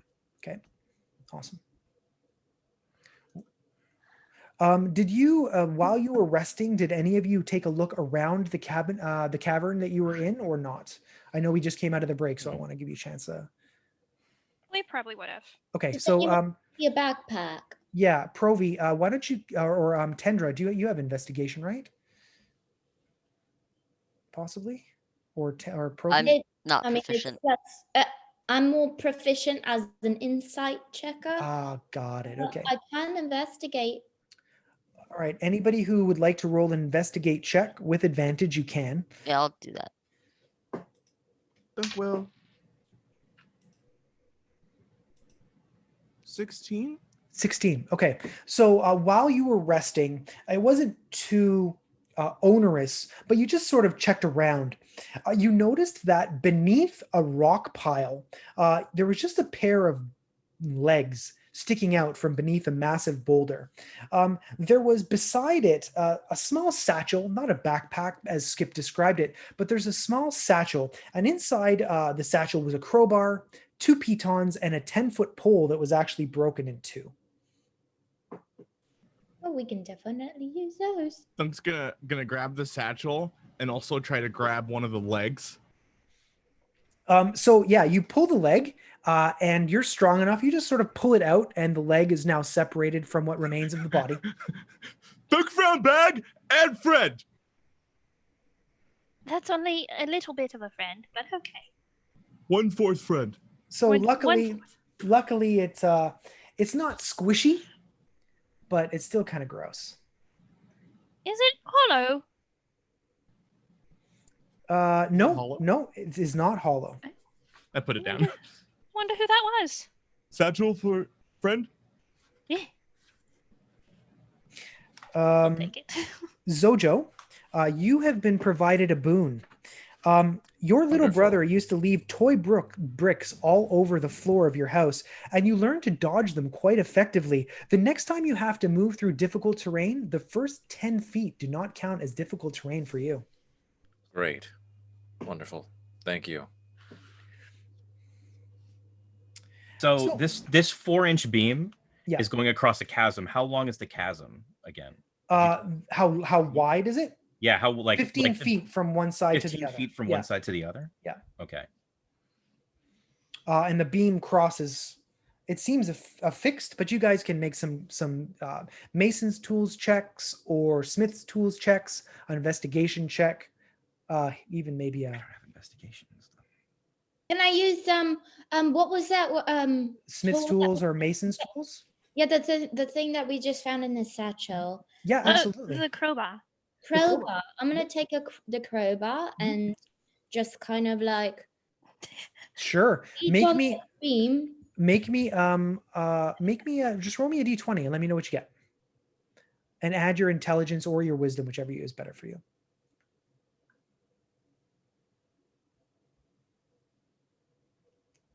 You said intelligence or what? Or wisdom, whichever you prefer. 6. So you're banging on this thing, And you sort of look at Thunk and you're like, it's harder than you, buddy. This is going to be fine. I mean, I'm pretty small. I think I'm going to try to... Oh, wait, you said there's a rope in there too, right? There was not a rope. There was pitons, a crowbar, and a 10-foot pole that was broken in two. Oh, okay. Maybe I'm going to hold one side of the pole, somebody else hold the other side of the pole. I'm going to start walking across the beam and see... Oh, wait. I have rope. Do you have a rope?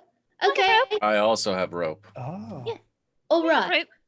So I'm going to wrap the rope around my waist, and then I'm going to hand the other side to you, Flea, and then I'm going to walk across the beam. Okay.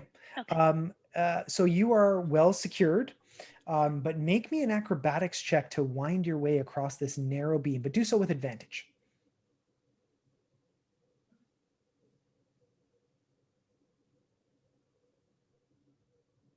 That's going to be an 11. 11. So you're walking across, you have the pole in one hand, you're attached to the rope, but you slip. Who is holding the other end of the rope? Flea. Flea.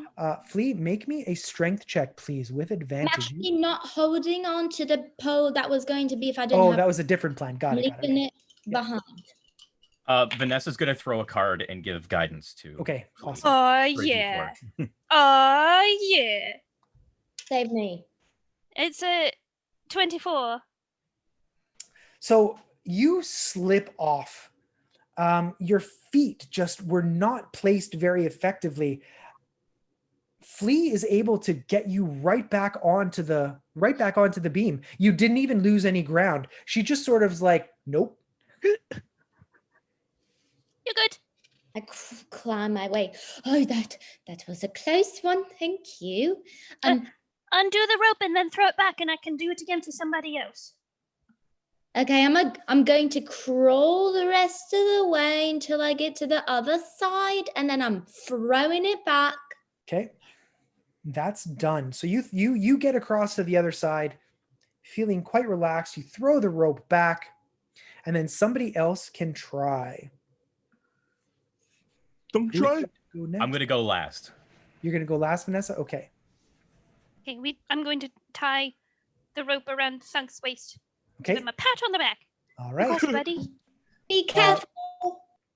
Thunk, make me a acrobatics check with advantage, please. And once again, Vanessa throws a card at Thunk, and in Thunk's mind's eye, he sees an army of tabaxi monks that are training on the top of pillars and beams, jumping from 1 foot to another, 1 foot to another. So yeah, you can add 1d4 to your. Nice. Woo!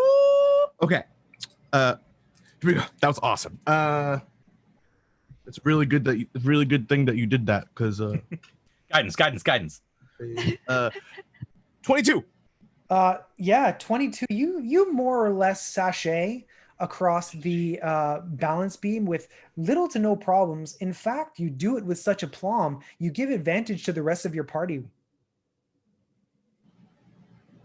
Because they're like, I can do that. That was impressive. Who's next? I'll just run right across in that case. Oh, wait. All right. So Zojo is going to run right across. Make an acrobatics check with advantage. Oh boy, acrobatics. Yeah. I'm going to do up the rope like a lasso just in case I need to catch him. Yeah, okay. Is there a card in play, Vanessa, or did you not have time to cast it before he? I don't think I'll need one. I'm waiting for anybody. As soon as somebody takes a step toward the beam, then you can roll an I'm extra just D4, Zojo. throwing cards. I rolled 18. You rolled 18. Cards. Okay, Yeah. you rolled 18. So Zojo, you're able to very easily cross. It wasn't quite as impressive as Thunk, but you get across and you're pretty happy with your performance. You think you did it very well. You weren't in danger of falling at all. You were completely confident, and in fact, you made it look good. See, guys, it's not that hard. Come on over. Wait for the rope next time. High five, friend. Smack. High five. All right. Provi, are you going to wait for the rope? Yeah, I'll go. I'll Okay. go now. I'm gonna then. tie the rope around Provy's waist. Yeah, Okay. I'm not risking that. It's Yeah. terrible. I got you. You're good. Okay. Right. Make an acrobatics check with advantage, please. Okay, give me a Plus a second. D4 guidance. Alrighty. Just gotta make acrobatics. All right. Yeah. So that's 14 plus D. D4? D4?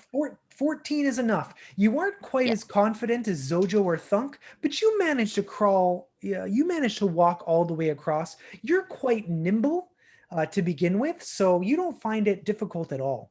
You didn't have to sort of like hug the beam like Tendra did after she nearly fell, but you made it no problem. All right, cool. All right, who's left on the other side? I am, Yeah, but I said I was Vanessa. going last. Okay. So Yeah. So who's going to? What are you going to do? Flee to cross? I'm going to lay down and put my arms around the beam and just inchworm over. All right. So cards. yeah, and you Thrown can take cards. thrown cards. Great. So you can take a D4 from that.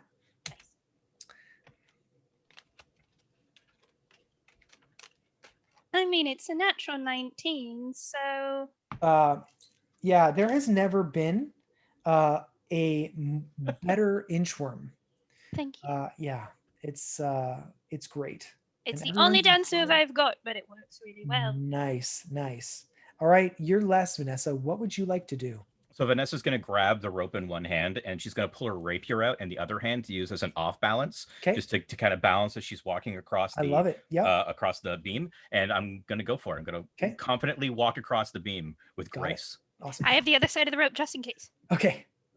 Do I have advantage or not? You do have advantage. Yes, the inspiring performance from your allies have given you advantage. Good. Okay. So that was 19. 19. Oh yeah, you're able to dance across. There was a sachet, but this was the tango, and you're easily able to gather your friends. There's a bit of a platform which is more or less 20 feet wide. Once you've crossed, you can sort of gather your wits about you and continue forward. For no particular reason, as you continue descending, who's in the front? Technically, the glowing form Okay. is in front of everybody. Okay, no problem. So, but I saw Tendra's hand raised. That's great. Good news. Okay. like that. What was your passive perception again, Tundra? Because I don't trust that. Me? Yeah. My passive perception is 14. 14. okay. Yeah, great. So you continue descending. The corridor leads deeper into the heart of the barrow. You're walking down. The phosphorescent lichen is giving a soft glow, allowing those of in your squad to move down without the aid of any extra light. But Tendra, for a moment you feel resistance against your shin as you're descending, and you look down and you see your leg pushing against a tripwire. You look up and you see a dozen hammers fall from the ground and hit you in the head, and you take 7 points of bludgeoning damage as a bag full of hammers empties over top of you and hits you in the head. That seems kind of sneaky because my last name is Hammer. Hammer down. Yeah, I was thinking the same thing. I'm gonna. Be resistant to hammer damage. I'm casting a Cure Wounds on you. You get 6 hit points back. Oh, thank you. So really only how you said 8? 7. 7. So I only lost 1. Great. Okay. Thank you, Lee. Yeah, that's completely coincidental. It was great. The DM says as he shrugs. So you continue walking down. Are you? Oh, I'm going to take some of these hammers. Oh, you're going to take some. Absolutely, you can take them all. There's about 8 of them. We Can I should have one? take a hammer or 2, however many we can. I want to throw a hammer at somebody. I want to throw a hammer at somebody. Yeah. Put one in your pack on your person. We're gonna enter this Troll King's room and just chuck a bunch of hammers at him. I like it. Thunk picks up a hammer like this. Yeah. Nice. I think we're almost the same size. Yes. So good. Just a little tiny hammer. Okay. I'm adding that to my inventory. Yes, absolutely. Tendra, you notice that as you're leading the way, this corridor is descending down, but it's different than some of the tunnels that you've seen previously. It seems as though these stairs have been cut purposefully into this corridor to make it easier to go up and down, which is very different from the corridors you experienced previously. And it's crude stone cutting, but with your dwarven knowledge, you recognize it more or less immediately without a check. As you're descending, you step down, and I would like you to make a dexterity saving throw with disadvantage, please.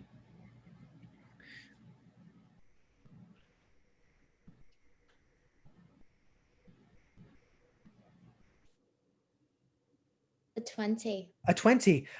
So as you're stepping down, you notice what looks like toy bricks layered out secretly along the stair. Your foot hovers there for a moment, but you're able to pull it back easily.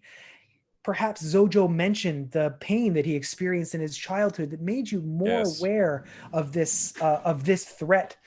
So you avoid the concealed caltrops that would have slowed your movement.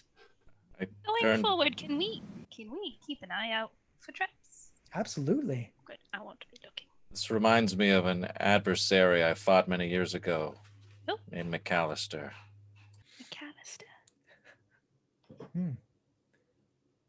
Well, they have breaks. It's this little rambunctious 10-year-old. Me and my partner, he put us through the ringer. You fought a 10-year-old. You fought a child. Did we get the name of these goblin bandits? Are they the sticky bandits? Whoever said that gets inspiration, because that was funny. Sticky bandit. Okay, I'll take it. Yeah, 100%. So you managed to dodge the caltrops on the ground. You continue descending deeper and deeper below the mountains. You can almost faintly feel the vibrations of the beating heart of the world itself. Around the corner, you're thrust abruptly into a massive cavern. It's probably 300 feet wide and 200 feet long. The same soft green glow that you've seen previously illuminates the room in all directions about 20 feet. There are the stalagmites that come up from the ground, which dot the floor in every direction. In the center of the room, you see what you might describe as a dais of stone raised slightly above the surface of the plateau that you look at. Mounted atop it is a crude throne that seems to be carved out of the living rock itself. It is surrounded by stalagmites as well. Each of them is bent and crooked. They appear natural, and they create what is like a natural palisade around it. But even though they appear natural, it's almost like their arrangement is purposeful. From the center of the room, you hear a voice boom menacingly. I smell interlopers. Who dares enter the throne room of Hagen, the master of the barrow? Flea immediately goes invisible. You see Thunk start to open his mouth to speak. I shush. I'm going to shush everyone. I'll hold my finger up to my face and say, and just whisper, "That might be the troll king." I mean, Flea's invisible. Can she sneak in? Absolutely. How long does your invisibility last? It's hidden step. I'm just invisible until the start of my next turn. Until the start of your next turn. Yep. Until I attack or make a damage roll. Or so until the beginning of your next turn. Absolutely. You can move forward your full speed and dash. It gets you to about 40 feet away from the center of the room because it doesn't seem that this creature can see you. As you get closer, you notice that within about 30 feet away from the central dais, the stalagmites that are coming up from the ground may form like a difficult terrain because you'll have to wind your way through. You think if you successfully made an acrobatics check, you could wind your way through, but if you failed the acrobatics check, you think you might only be moving half speed through that area. You also notice as you get closer, there's a circular moat around this dais. It's about 10 feet wide. You can't see the bottom, but you can definitely tell that it's there. While Flea is moving forward invisibly, I don't think any of you can see her. What would everybody else like to do? Dunk. Beat up Troll King? Is this cavern like? Is it a circular cavern in the middle? Like, is there an exit on the other side that we can see? There Like, does or not is it appear to is be it an a exit. thoroughfare? There does not appear any sort of exit. It seems like this is a cavern in and of itself. You can't see any other exits. Okay. Vanessa pulls her deck of cards out and fans out 5 cards and throws them onto the ground, making basically like steps as toward the center of this dais. Vanessa confidently strides forward, saying, "I am Vanessa, master of spirits, knower of cards. Who are you?" And I walk directly out into the open using these cards. Basically, I'm like throwing cards down like royal flowers in front of me, making myself seem like a grand and important person. Okay. That's a power move. As you walk forward, throwing your cards to the side, your ally Tendra looks at you with a most pained expression on her face. Can't believe that you're doing this. I give her a sly wink. And as you advance forward, so he started speaking to you as you got within 100 feet of the dais, and he says, "I named myself Hagen, master of the barrow. Are we on a date? Why are you asking so many questions?" And we'll roll initiative. Oh, okay. Can I get to sneak attack in on him since I'm invisible? Absolutely. Do I see him? Yeah. One, you can see him. You can see the outline of his form. He's not sort of sitting on the throne, but he's definitely in the area. You can definitely get an attack before combat starts for sure. Okay, I gotta roll. Why are we in combat? He was just talking. Bro, I was just trying to be friends. Yeah. Just trying to power move it. Just out of curiosity, what does he look like? Yeah, absolutely. I can describe him because you're close. You can see. You see a massive troll. It's 14 feet tall. It's bigger than any troll you've seen or heard of. His skin is a deep shade of gray, unlike the green that's been described. But you also see reflections of green phosphorescence reflecting against his skin, almost as though metal plates were driven into his flesh. But perhaps most curiously, you notice it only has one arm. The other is missing, taken right at the shoulder.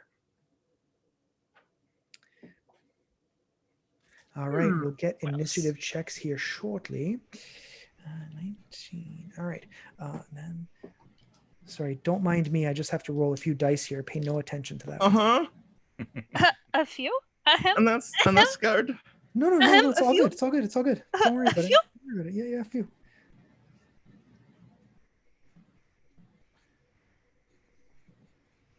Don't worry about the writing that I'm doing. Okay, Vanessa, what did you get for initiative? 18. 18. Okay.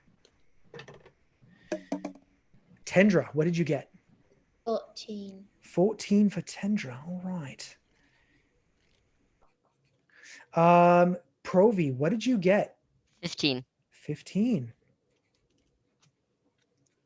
If somebody says 16, I'm going to freak out. Zojo, what'd you get? 16. No, I just got 5. 5, okay. You can see that he's sneering at you with all the disdain in the world. Flea. Got a 3. You got a 3, but you do get a surprise round before everyone else. I know exactly what I'm doing. Thunk. 21. 21. Wow, Thunk. 21. Get to use your hammers. Okay, Flea, you get a surprise round as you're invisible and he does not seem to see you. I want to crouch down behind one of the chunks of rock on the floor and lean around it and go, "You smell terrible!" And I'm going to cast Chill Touch at him. Okay. Is that a saving throw or an attack roll? It is an attack roll. All right. It's going to be 17 to hit. 17 is a hit. Oh, is it? Oh, good. Gonna take 3 points of necrotic damage. 3 points of necrotic, okay. And then I'm going to hide behind the rock again. All right. At the end of your turn, he looks at you and says, "Little creature, you are in the den of Hagen. You insult me with your peasant's tricks." He grabs at his throne, tearing a piece of the metal off of it, and throws it at you. Ah, okay. Do I get any kind of advantage because I'm behind the rock? Yes, you get +2 bonus to your armor class because you have cover from behind the rock.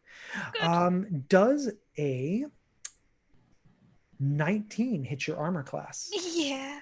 All right. Oh, yeah. The metal impacts you and deals 14 points of damage, but perhaps most frighteningly, I need you to make a will save as black ichor crosses and gets all over your skin. No, when you say will save. A wisdom. For a 5 edition player. Oh, that's a net 20! Oh, the nat 20 squad! No, you don't! Hagen does! Nice. No, you don't! Son! I see you! You...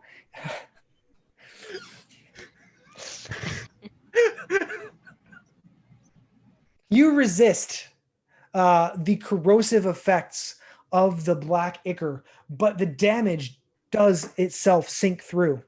So that was Hagen. A thunk. Top of the regular round of combat.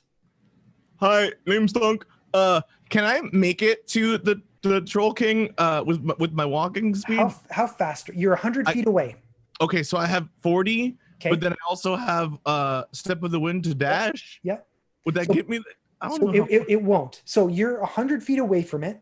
What you can basically move 70 feet up to where the palisade begins. Okay. Once you get to the palisade, you can make an acrobatics check to see if you can go further. But if you also wanted to use your action to dash and you made your acrobatics check, you could absolutely make it to the Troll King. Cool. I would use my bonus action to dash with Step of the Wind. Yep. I would like to do exactly that. Okay, done. So you can using Step of the Wind and your speed, you get up to the surrounding palisade. Make me an acrobatics check and let me know what you get. Can I have a nat 20? 16? 16. It is enough to wind your way through some of the stalactites. So you make it through another 10 feet with your 80 feet of movement. You're now 20 feet away from the Troll King, and between you and him stands a 10-foot moat. But because you're getting closer, you actually see that there is almost like a black film of water at the base of the moat. It doesn't look very deep, but it does look nasty. If I say, wanted to throw something at it, what would I be able to? Absolutely, you can make a thrown weapon attack from where you are. Yep. I'm gonna take out my hammer and I'm gonna try to whack him with it. Go for it. Roll an attack. That would just be like an improvised. Yeah. You can make just a dexterity saving throw or a dexterity attack. Yeah. Cool. That's a 14. A 14 is not enough to hit. It clanks off of the metal plate in his arm, impaled in his chest. He looks down at it and says, "Puny creature, how dare you attack a king?" And he reaches back onto the throne and throws a piece of ore at you. You do have cover from the stalagmites, though. Does a 25 hit you? It's only 7 points of damage, though. I'd really appreciate you making a wisdom saving throw for me, though. Cool. I will do that. But because of the short rest, I got my Stone's Endurance back, and I would surely like to use that. And, so that's how much damage did you say it was? 7. Okay, cool. So I take 2. Okay. And Thunk's gonna respond and be like, "Eyes on me, bub," and And then I do the wisdom save. Okay, yep. I rolled a 5. Yeah, that is a failure. The hollowing feeling you felt previously returns. The rest had washed it away and you'd recovered your charisma. But once again, that empty feeling inside you that says nothing matters anymore is slowly creeping its way back and sinking its claws into your soul. Eyes on them, bub. All right. So now it is the Troll King's turn. He is going to look at you, he is going to look at you, Thunk. He's going to eye you. And he is going to say, I'm looking at you, small guy. And throws a rock at you once again. I'm assuming the 9 will not hit your armor class. No. Okay. Hey, DM question. Yes, absolutely. Is he, because he's hollowed, does he count as an undead? Hagen? Yeah. No, he does not count as undead. Yeah. Dang it. Never mind. All right. So at the end of Hagen's turn, Thunk is able to very easily, deftly dodge past. Vanessa, what is your move? Vanessa's going to turn toward Hagen and say, since you will not parlay with somebody of equal footing, then you shall parlay with yourself. And she will take her cards and she'll fan her cards up one more time. Once again, the cards are going to be into a large jumble in front of her. And she's going to throw the cards forward, and the cards are going to dart, and they're going to spin their way around the Troll King. Okay. And they're going to almost like form a spectral arm from the missing arm that he has. Okay. And I'm casting Dissonant Whispers one more time, and that arm is going to just basically, like, figuratively in his mind start slapping him around. Okay. So you make your Dissonant Whispers. You feel him sort of look around as if he heard something. You could see a fear gradually overtake his eyes. And then he stands up tall, almost as though he was about to fail, but then succeeded through some extra power he might possess. He'll take half damage. Okay. 5. Okay. Provi, it is your turn. In front of you, you see the Troll King throwing rocks at your allies. Flea took some damage. Thunk took some damage. Your allies are moving forward quickly. What would you like to do? Am I in range? Absolutely. You're 100 feet away. That's more than enough for you to shoot your bow. Okay, I'm going to do it. Okay, go for it. What'd you get? I got a nat 20. Okay, that is a critical hit. That hits every time. Plus 9, and then nice. Damage, I got 11. 6 plus 5. Roll an additional D8 on a critical hit. You double the dice that you roll. Okay, so I roll D8? Yeah, roll another D8 and add it to the total. So that's 15 because I had a 4. 15. Oh, wow. Okay. You're a heavy hitter. So, good roll. Provi, he looks at you and he says, "You will be my next meal, tiny creature." And he throws a rock at you, albeit you're quite far away, unlike your allies. So he is rolling with disadvantage. Disadvantage or not, 2 3s will miss you. So that's unfortunate for me. Tendra, it is your go. What would you like to do? I would like to, I have 2 weapon fighting. Mm-hmm. So I want to take 2 of the hammers that I found. Absolutely. And I would like to take one in each hand and do a little, and then one after the other throw. So is that one? So yeah, you can move forward up to your speed, so you can get 70 feet toward him, and then you can chuck the 2 hammers at him. You'll have disadvantage though, because throwing the hammers is quite far away, but you can definitely attack with both of the hammers if you'd like. It would be 2 attack rolls separately. I don't know if I want to throw them if I'm that far away. How far away am I? If you move forward up to your speed, you can get to 70 feet away from him. Okay, I just want to throw one, right? Okay, go for it. Roll with disadvantage. What does that mean? You roll 2 20-sided die, and you take the worst. You add your attack bonus, which is your strength plus your proficiency, so +5. But then you take the worst of the 2 results. Yeah.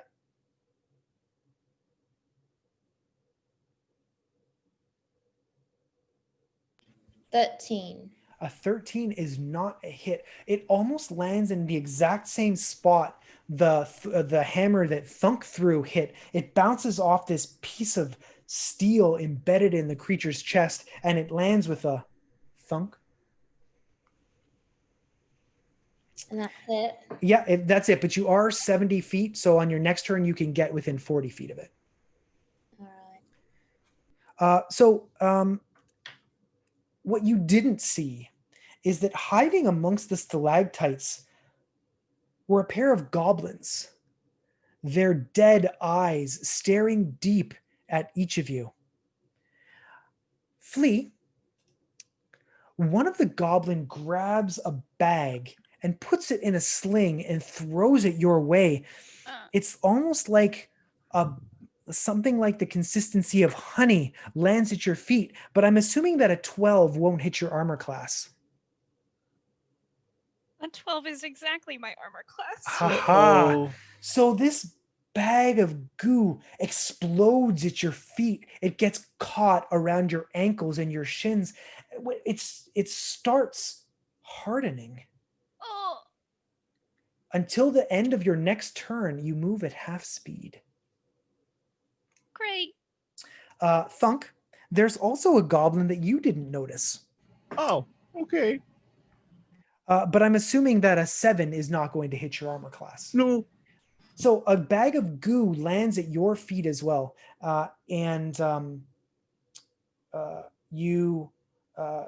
it has no effect on you. It hardens around the ground. Tendra, you see that these goblins are actually very close to you. They're about 10 feet away from you, emerging from their hiding place.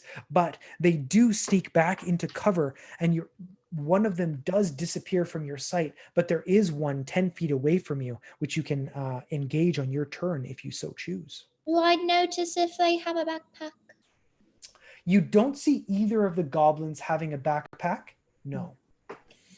Zojo, it's your turn. What would you like to do? Assuming I'm within 60 feet of this troll king named... Yeah, you can move forward up to your speed and get within 60 feet, yeah. Well, I thank him for revealing his true name, for I can use it while casting Bane and not even using an action to do so. Okay. Nice. So he is baned? Yes. All right. And then I think I will also hold him. Magically hold him. All right. Yes. Let us make a check.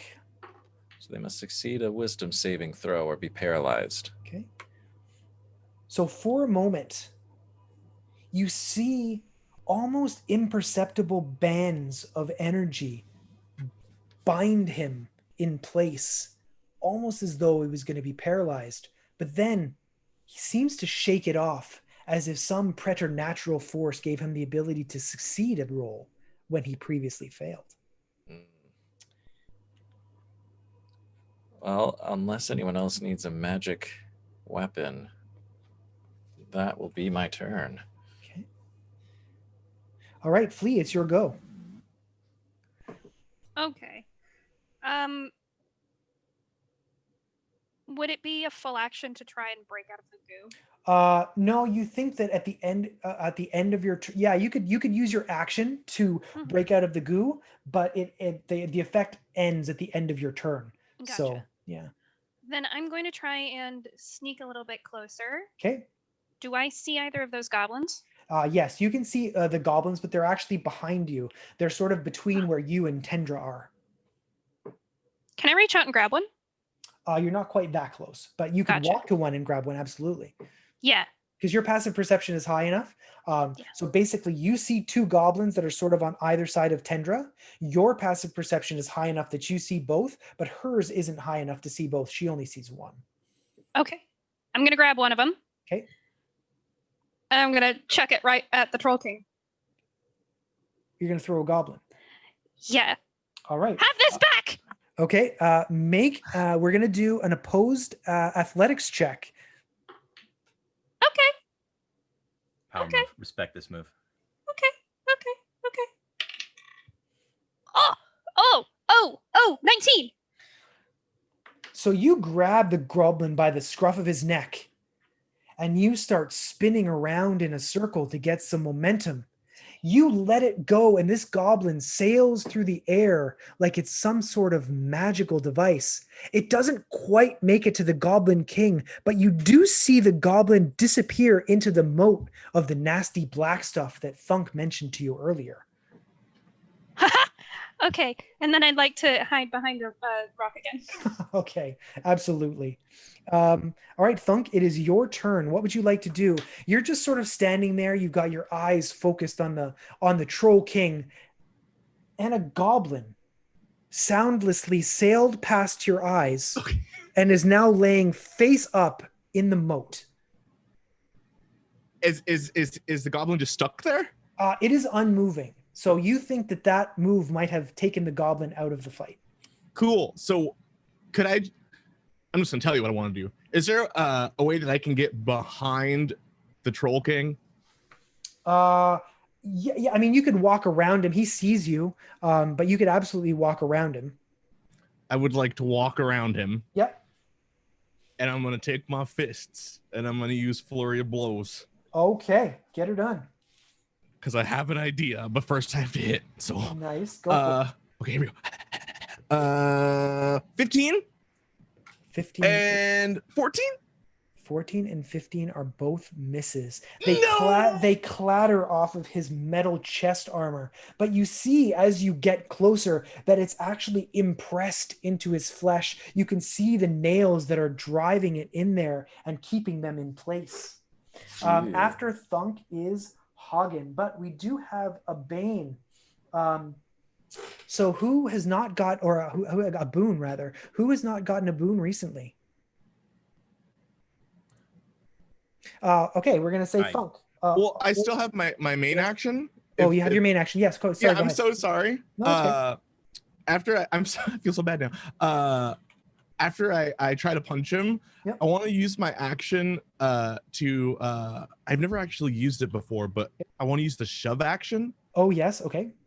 On him if I can. Yep. So basically you replace one of your attacks with the shove action and we make opposed athletics or acrobatics checks. Keeping in mind that this is a troll and he's quite strong. It's okay. I'm Thunk. Okay. And that's 17. A 17 is a success. You push him 5 feet closer to the moat. He's now 5 feet away. Yes. Okay, cool. Vanessa, I don't think you've gotten a boon recently. Generous donor just provided a boon, and it is a major boon. So this one is cast it into the fire. No. Once you may force an enemy to re-roll one 20-sided die at a time of your choosing, which is somewhat convenient because it is the turn of the Troll King. Thunk, he looks at you, looking down at your tiny form, and he says, "Pushy, are you peasant? Don't push. Two can play at that game, Thunk. Make me an athletics or acrobatics check to oppose a shove."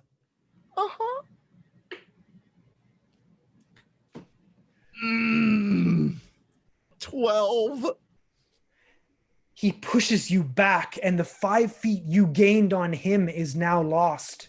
And he says, "I can do this all day."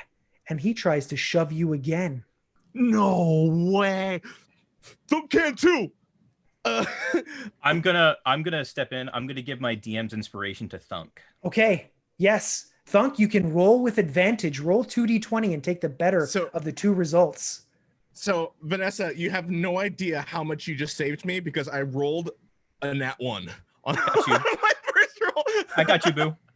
Oh my goodness. Please don't be a second one. Oh, that's a 19. Oh my Whoa. God, please. He pushes you, but you're able to resist. The look on his face is one of shock and horror. He's about to push you into the moat, and you resist. He does not understand how. Hard. Vanessa, it is your turn. Okay, once again, I'm going to take my cards out and I'm going to wave them in the air. 6 cards across and 2. Okay, I'm going to make a melee spell attack against the target. All right. There's a goblin. There are 2 goblins that you can see very close to you. Very close to me? Yes, there are 2 between you and the party near where Tendra has moved. There are 2 goblins on either side of her, which your passive perception is high enough to see. Okay, I'm going to go after one of the goblins, and I'm just going to take out a little bit of the fodder. Go for it. Okay. Oh, there's actually 1 goblin because the other one was thrown across the field of battle by Flea. I rolled melee spell attack. That's a good question. I guess my bonus would be 8. Oh, yes. You reach for the goblin, but it's able to dodge you very easily. Okay. Anything else? No, that was my bonus action and action. Okay. Provi, what would you like to do? Snipe him. Oh, are the goblins still alive? There is 1 goblin left alive, yes. He is beside very close to Tendra, though, if she wants to attack him. Okay, I think I'll go for the troll. Okay, you're going to go for the troll? Yeah, I'm going to do the same thing. All right. The last time, all right. Yeah. Hopefully another nat 20 would be great. Yeah, that would be, well, I mean, less great for me. I got 18. 18 is a hit, yeah. So roll your damage. Okay, damage. There it is.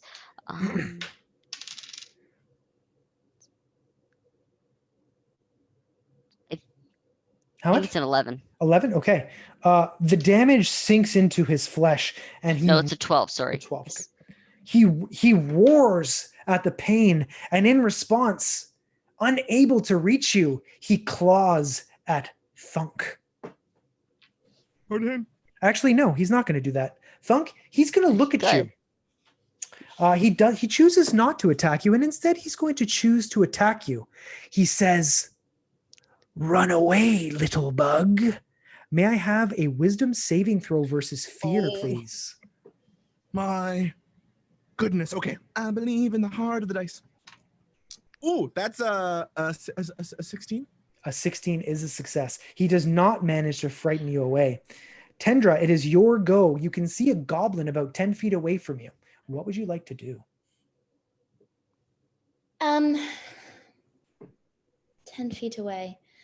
All right. I think I'm going to I'm going to run over to the goblin and I'm going to use my rapier. All right. Attack. And 22 to hit. Absolutely. You are able to hit it without any trouble. You drive your rapier into its flesh, doing how much damage?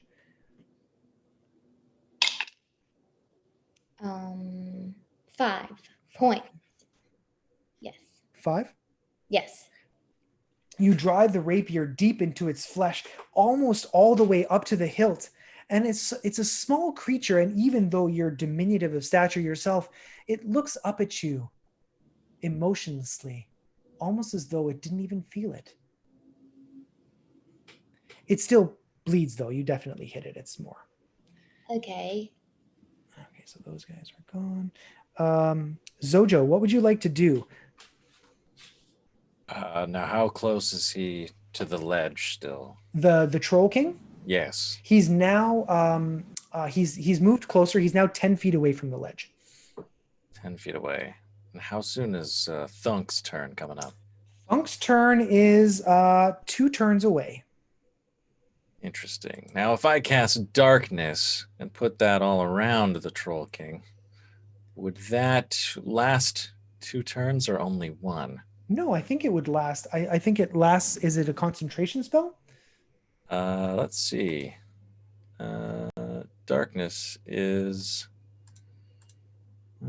concentration up to 10 minutes. Absolutely. So you can keep it going as long as you like. Wonderful. Well, I'll cast an area of darkness all around our Troll King, leading backwards to the ledge, hoping that Thunk can make good use of that. All right. Very good. Well done. Flea, it is your turn. What would you like to do? How far away am I from where Thunk is right now? You're about 20 feet away from Thunk right now. Okay. I would like to use my full movement to get up to Thunk. Make me an acrobatics check and see if you can wind your way through the stalagmites. Acrobatics? Yep. That's a 6. So you're trying to walk through the stalagmites and you kind of bump into one and then you kind of bump into the other. So it is going to reduce your speed by 50%. So you can basically get up to the ledge if you want, but you may not. I don't think you'll have enough to jump over the moat. Yeah, my speed would be 15, so I'm about 5 feet away. You see a few interesting things in the moat, though. You see a goblin with black eyes looking face up at the ceiling, completely not moving. And you also see a layer of black film at the bottom of the moat as well. Does it look familiar? Possibly, yes. Is it that nasty geck? It does look like that. Nasty geck indeed. Gross. Okay. Is there anything you'd like to do for your action? Yeah. I don't know if I'm going to be able to do this because he's technically in darkness, but I'd like to cast Chill Touch on the Troll King again. Sure, yeah, you can do that. It's just a disadvantage because you can't see him. But he can't see you, so it's actually a straight roll. So. Oh, sucks to be you, Troll King. That's a 21. 21. That is a hit. Nice. He's going to take 8 points of necrotic damage. Oh my goodness. Okay. So if you could see him, he might start to be looking wounded, but you can't. All right. Thunk, it is your go. You are now obscured by darkness. What would you like to do? It all depends on me actually hitting. So I'm gonna. Can I see the Troll King in this darkness? Since I'm like, you know where he is. You can't see him, but because you can't see him and he can't see you, it's just a straight roll. Cool. I want to use my flurry of blows and punch in his general direction. Go two for times. It. Yep. First one is 16. Second one. 16 is a miss. 16's a miss? Yes. Okay, well, a 9 isn't gonna hit either. I'm gonna use my main action to try to jump in the direction I was looking for. Okay. Acrobatics, athletics. Acrobatics, athletics. Believe in the heart of the dice. Nat 20. Oh my god. So that's wonderful. Would you believe that Hagen also rolled a nat 20? No. You grab this troll and you're certain that you can push him away because you've never felt stronger.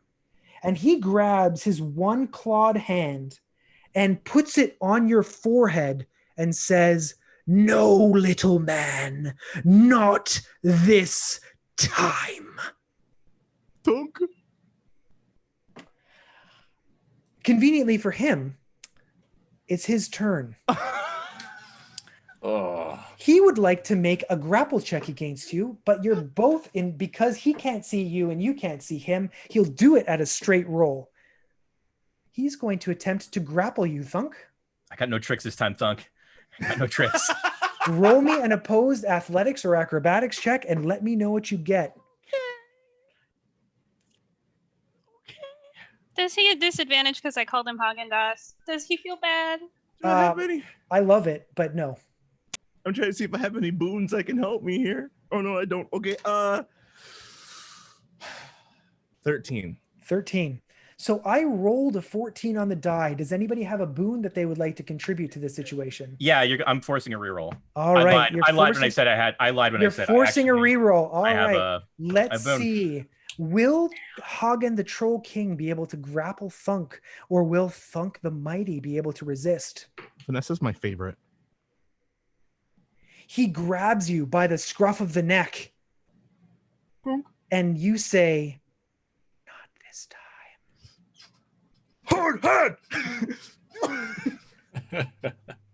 So with his second attack, he is going to attempt to do it again to see if he can grapple you one more time. Will brave Thunk survive, or will Hagen the Troll King grapple him into oblivion? I'm so stressed.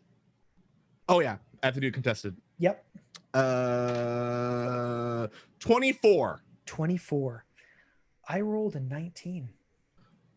The troll once again grabs you by the shoulders and says, little creature, you play with powers beyond your comprehension. He grapples you. And then he takes a step closer to the edge of the moat. Thunk, make me an athletics check to grab onto him, or he's letting you go. Wait, I'm right there. Yes? What would you like to do? Catch him if he gets thrown.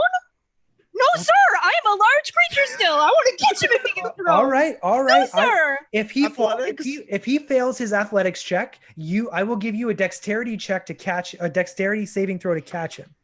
Okay. I'm not stressed. You're stressed. That is oh my goodness, it's a 22. He almost dramatically, with a flourish, releases you, and you drive your fingers beneath the metal plates on his chest, and you say, not this time. Not this time. So you are basically hanging from his chest, with your fingers driving into his flesh between the metal. Nobody can see how amazing your performance has been because they're all blind to the darkness. But you know that the darkness has given you an advantage against Hagen the Troll King, thanks to Zojo. Thank you, Zojo. Vanessa, I got you. What can you do? Okay, dice gods. Once again, Vanessa fans the cards out, 6 cards inside the air. Yep. Using my last bardic inspiration, I'm going to try to bestow a tail. Okay. 1. Okay. Vanessa grabs a card. It is glowing. It's glowing purple, and she's going to throw the glowing purple card through the orb of darkness at Thunk. Okay. Thunk, you have advantage on an attack roll against a creature if another enemy is within 5 feet of it.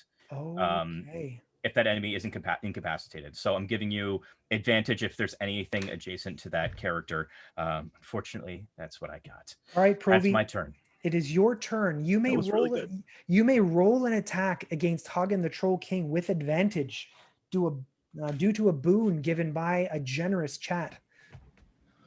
I just have to say, nothing I can do here is going to be cooler than anything that just happened. All right, I think I'll fire. Okay, I'll shoot an arrow at him. You get to roll 2d20s, add 9, and take the best result. Okay. So I got 17 is my best one. 17 hits. Roll Okay. your damage. I got 13 damage, max damage. I got 8. You can't see it. The arrow sinks deep into the throat of Hagen, who begins to speak some derisive words, but they get caught in his throat. You can't see it, Thunk, but you can feel the blood from his mouth as he drops you to the ground, himself falling dead. Oh, I run in with one of the flasks of fire that we have and I throw it down. Flea runs in and crashes the alchemist's fire on the corpse of the fallen Troll King. The wounds that were healing stop. And you know the Troll King is dead. Hey! Yeah. Okay, guess what I did was kind of cool then. Okay. It was super cool. I mean, you did kill him. Yeah. That's pretty dang cool. Super cool. So All right. as you gather together, you see the corpse of the of the master of the barrow, and you see there's a backpack tucked against the side of the throne. As you look inside it, you see a few assorted trinkets and a fist-sized chunk of adamantine with a black streak running through it, just as Skip described. You also find laid atop the throne a large great club that's magical. Flea, Tendra, would you please make me a stone cutting check? And we'll see if you see this as well.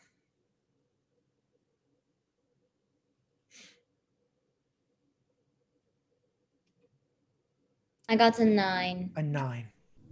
So you are the only one who sees this, Flea. At the base of the throne, scratched into the bottom, it's almost like, it's not an inscription, but it's almost like graffiti, like somebody was trying to deface this object. It says, "All hope is void in the barrow." But you have recovered the object that Skip asked you to find. What would you like to do next? I have an idea. Okay. Can I pick up that magic club and start whumping on the throne? Absolutely. I want to break it down. Absolutely. You can slam on that throne until you render it into rubble.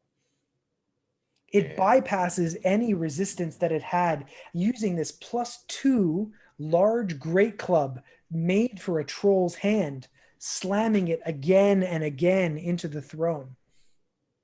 Throw a guidance card at her as well, just to in her mind, she just sees 1,000 stone smashing dwarves just breaking things, and it's giving her thoughts of technique and improved ways of smashing and breaking different pieces of rock and stone and mineral. Nice. I want to make it dust.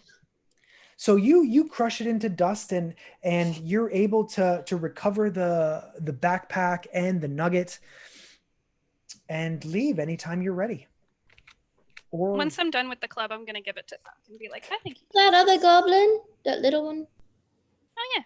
Oh. There's one left. What? Wasn't there? Yes, he seemed to disappear. I wanted to throw him. Yes. He after the fight was going poorly for the Troll King, he seemed to have disappeared from the field of battle. Pretty smart. Yeah, seeing all you beefy adventurers was enough for him, whether his mind was his own or not. So if you're ready, that you're able to return to Ravensbluff to chat with the new friends you've met. And on our way, can I make an Arcana check looking at the chunk of rock? Yep, for sure. I don't. Okay. I'll cast a detect magic on it as well. Okay. I would like to roll insight. Absolutely. Dunk just says, "It's pretty." A 19. All right. So we'll deal with them in turn. It is not magical. Tendra, you get... I rolled a natural 1, so... You definitely think it's a stone. You're very confident it is a rock of some denomination. I'm pretty sure that this here is a rock. Flea, your Arcana check, you can't tell exactly. You're going to need to spend some time really examining it further, but you do think there's some sort of planar essence that is attached to this metal of some kind, almost like it's touched in some way, but you can't say for sure. I want to spend the whole time we're walking just like eyeing the thing, like a jeweler. Okay. By the time you get back, you are pretty certain that there's some element of this rock that is related to a plane, but you can't tell which. It's certainly going to take a laboratory and much more time than you have to study it further. But you are quite confident that this rock has somehow been affected by one of the other planes. I relay that information. Okay. Zojo, do you have Arcana? Can you make an Arcana check as well? I have +1, yeah. All right. I will assist on that to give advantage Okay, because I also have Arcana. Take advantage, Zojo. Roll 2d20 and let me know what you get.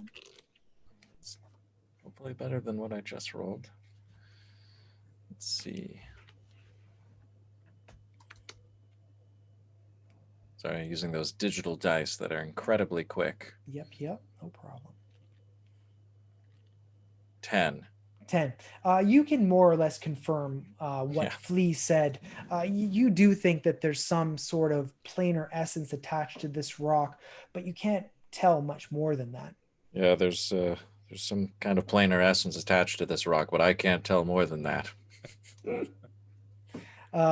So you return to Raven's Bluff, and you find Tolis, Miles, and Skip all beneath a canvas tent with a red painted cross on it. As you approach, Tolis looks in much better spirits, almost as if they've found a way to heal the wound. It's bandaged, and you're able to tell that he feels much better. He sees you and he smiles. He looks at all of you. Ah, my friends, Skip told me that you are on the quest to find his lost pack. Did you find it? It's very important to me and my family that you did. What is that rock that was in that pack? What is it? Zojo, did you want to say something? Sorry. Well, I was going to say we found the pack, but that rock thing has gone missing. We don't have it anymore. Oh. We lost it in the cavern. Oh. Yeah. Tallest looks forlorn, and he says, that is grave news. We were to use that to secure investors to stake a claim to the mines that we hoped we would find below. But I suppose it's lucky then that Skip found a small nugget himself in the quiver of one of the goblins you said you slew in an overhang. It was hidden inside a secret pouch, but you must not have found it. That should be enough, I think. At least I hope. So what happened? Where did you find the pack? Can I make an insight check and just to make sure that he's on the level with everything Absolutely. that's going on here? Yeah. Tendra, you can make an insight check as well. I know you're very good at that. If you want to do it independently, you can. 21. 21. Okay. Tendra, what'd you get? I could tell a liar when I see one. Insight was a 20, dirty 20. Okay. Both of you are quite convinced that he's telling the truth. And Skip is sort of nodding along. He's like, oh, yeah, no, totally. It was right inside the quiver. Did you guys not search them after you were done? But no, it's good because we found it's not. The problem is it's not as big, so it's harder to see, right? Not as appealing as the larger nugget would have been. But we can sort of use this to find investors. But yeah, so where did you find the pack? Did you just find it in goblins or what? You remember that story you told us? Remind me. The Troll King? Oh yeah. That's just a fake story, not real at all. Nah, it was real. It's real. Don't fight Troll King. We killed him, actually. Oh. Huh. Yeah, everyone should give it up for Provi. He landed the final blow. He did. It's true. Yeah, I could tell that he was a good shot when he started talking to me, because he picked me out of the rocks like it was nothing. Did you say that the troll talked to you? Yeah. Well, Hagen-Dazs sort of sassed us. He didn't really talk to us. Troll King said, "Thunk little." Not true. It wasn't like a great conversation or anything. He said his name like 5 times. The parlay was quite poor. So basically at this point, everyone can make an insight check as Skip sort of withdraws from the conversation to think about something. 17. 11. Okay. Dirty 20. 14. All right. 9. So basically, anybody who got a 5 or better, which is all of you, Okay. Skip looks very concerned. It's almost like something you've said is weighing on him heavily. Tallus and Miles don't seem to notice it. They're more engaging you in conversation. But they don't seem to notice that he feels bad. Thunk like walks up to him and just takes his hand and like knocks the top of his head like he's knocking on a door. Gently. Right? Gently. Clunk. Thunk, what's wrong? Hey, what's up, man? Problem? Why problem? He sort of looks over his shoulder and says, the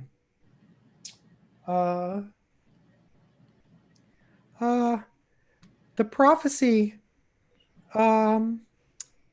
it wasn't just about the Troll King. Okay, it said, when the beast speaks the words of men, you will know the door is open. Oh, there was something written on his throne. What? About a void. Oh. Okay. I don't know what that means. All hope is void in the barrow. Yeah. We'll have to look into that as we explore further. Oh, be careful. Yeah. No, we shall. But thank you all for your help. Really, really appreciate it. Not dying is kind of great. My mom will be happy and stuff. But thanks. Thanks for joining our quest. Yeah, I'm sure you don't need that bigger rock. Good luck. So, that is the end of our adventure. Thank Yay! you all. What did we do? Sorry, second game. Thank you all so very much for joining us. was There's a couple administrative things. Aaron, it was requested by our donor that Skip and Thunk sing "I Can Show You the World" from Aladdin. I don't know if we can do that as a duet, or at least the first few lines anyway. Uh-huh. I'm sure it'll be fine, right? Okay. Are you ready? I'm not ready. I have to get the lyrics up. So we'll start from the beginning. We'll do the first two. There are the lyrics right there. Do you just want to like popcorn it? Like I'll do first line, you do second. Would that work? Yeah, that's perfect. That's perfect. All right. I'm gonna turn on my TikTok. Okay. Thunk can show you the world. Shining, shimmering, splendid. Tell me, princess, no ended. You ask, let your thunk decide. I can open those eyes. Take you wonder by wonder. Over, sideways, and under on that magic carpet ride. A whole new world. A new fantastic point of view. No one to tell Thunk no, or where to go. Or say we're only dreaming. All right. I hope that merits your generous donation, whoever that was in chat. Thank you so much to our cast, to all of our sponsors, to everybody who participated by Boons and Banes, and also the last piece of business. Thank you for the generous donation from D&D Beyond of the Sourcebook bundle, which is valued at roughly $400 US. The winner of that, Melanie T. So email prizes at Melanie.com and we will Good job. Thank you very much. Sourcebooks. The second book, the second game, featuring a whole new amazing cast of characters, is taking place right here on this Twitch channel at 8 o'clock, which is in more or less 4 hours from now. 8 o'clock Eastern Time, 5 p.m. Pacific Time. We really hope to see you there. thank you to our amazing cast. But first, before we go, I would like to give everybody an opportunity to tell you, our viewers, where you can see them next. So Vanessa, why don't you, Velvet, why don't you go first? I'm a podcaster. Presently, my podcast is on hiatus. I do a RuPaul's Drag Race podcast where me and my co-host crudely talk about Drag Race every single week. That's at velvetvalhalla.com. But one thing I want to say to everybody who's watching, and I'm sure you guys are already part of the Converted, go and play Dungeons and Dragons. Find a way to play that. If you're in Toronto, there's a place called Toronto D&D. You can sign up there. They do a lot of online games. They're always looking for dungeon masters. It's a really great way in this time of quarantine to connect with people and use language skills like we aren't really using all that much. That's what I have. Thank you all very much for the game. Allie, how about you? You can find me on social media at go_NINO. That's my last name, Gonino, on Twitter and Instagram. And I normally play with Girls Guts Glory. You can visit girlsgutsgloryrpg.com and find all of our archives of all of our games. And what else? I make music. You can check me out on iTunes, Spotify, Allie Gonino, that's my name. And I think that's it for now. I'm willing to bet that your music is better than my music. She's a real life bard. It's really good. I just want to point that out. Yeah, Okay, cool. It's really good. I'm a bard. Yeah, awesome. I know that for sure. So AJ, you're next. Yeah, I don't make music, but I do play the video games right here on Twitch, and there's a bunch of emojis. If you want to drop me a follow, that's fantastic. Rachel, how about you? Hi, I'm Rachel Seeley. I am the DM of Girls Guts Glory. You can find our YouTube where we have pretty much every season through different characters. We also had a podcast for a while called Broadcast. We just finished season 1 of Girls Guts Glory Afterlife, and season 2, which was just announced, called Girls Guts Glory Risen, will be premiering sometime in November, maybe. Hopefully.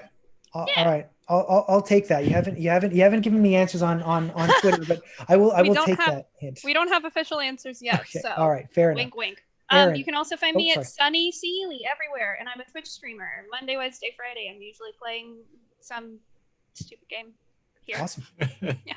All right. Ahren, how about you? Hi. Before I say anything, I just want to say that everybody here should check out everybody that played tonight because every single person was so cool. That being said, I hope you guys will be friends with me after this too. That being said, I stream on Twitch. My Twitch is literally my name, Ahren Gray.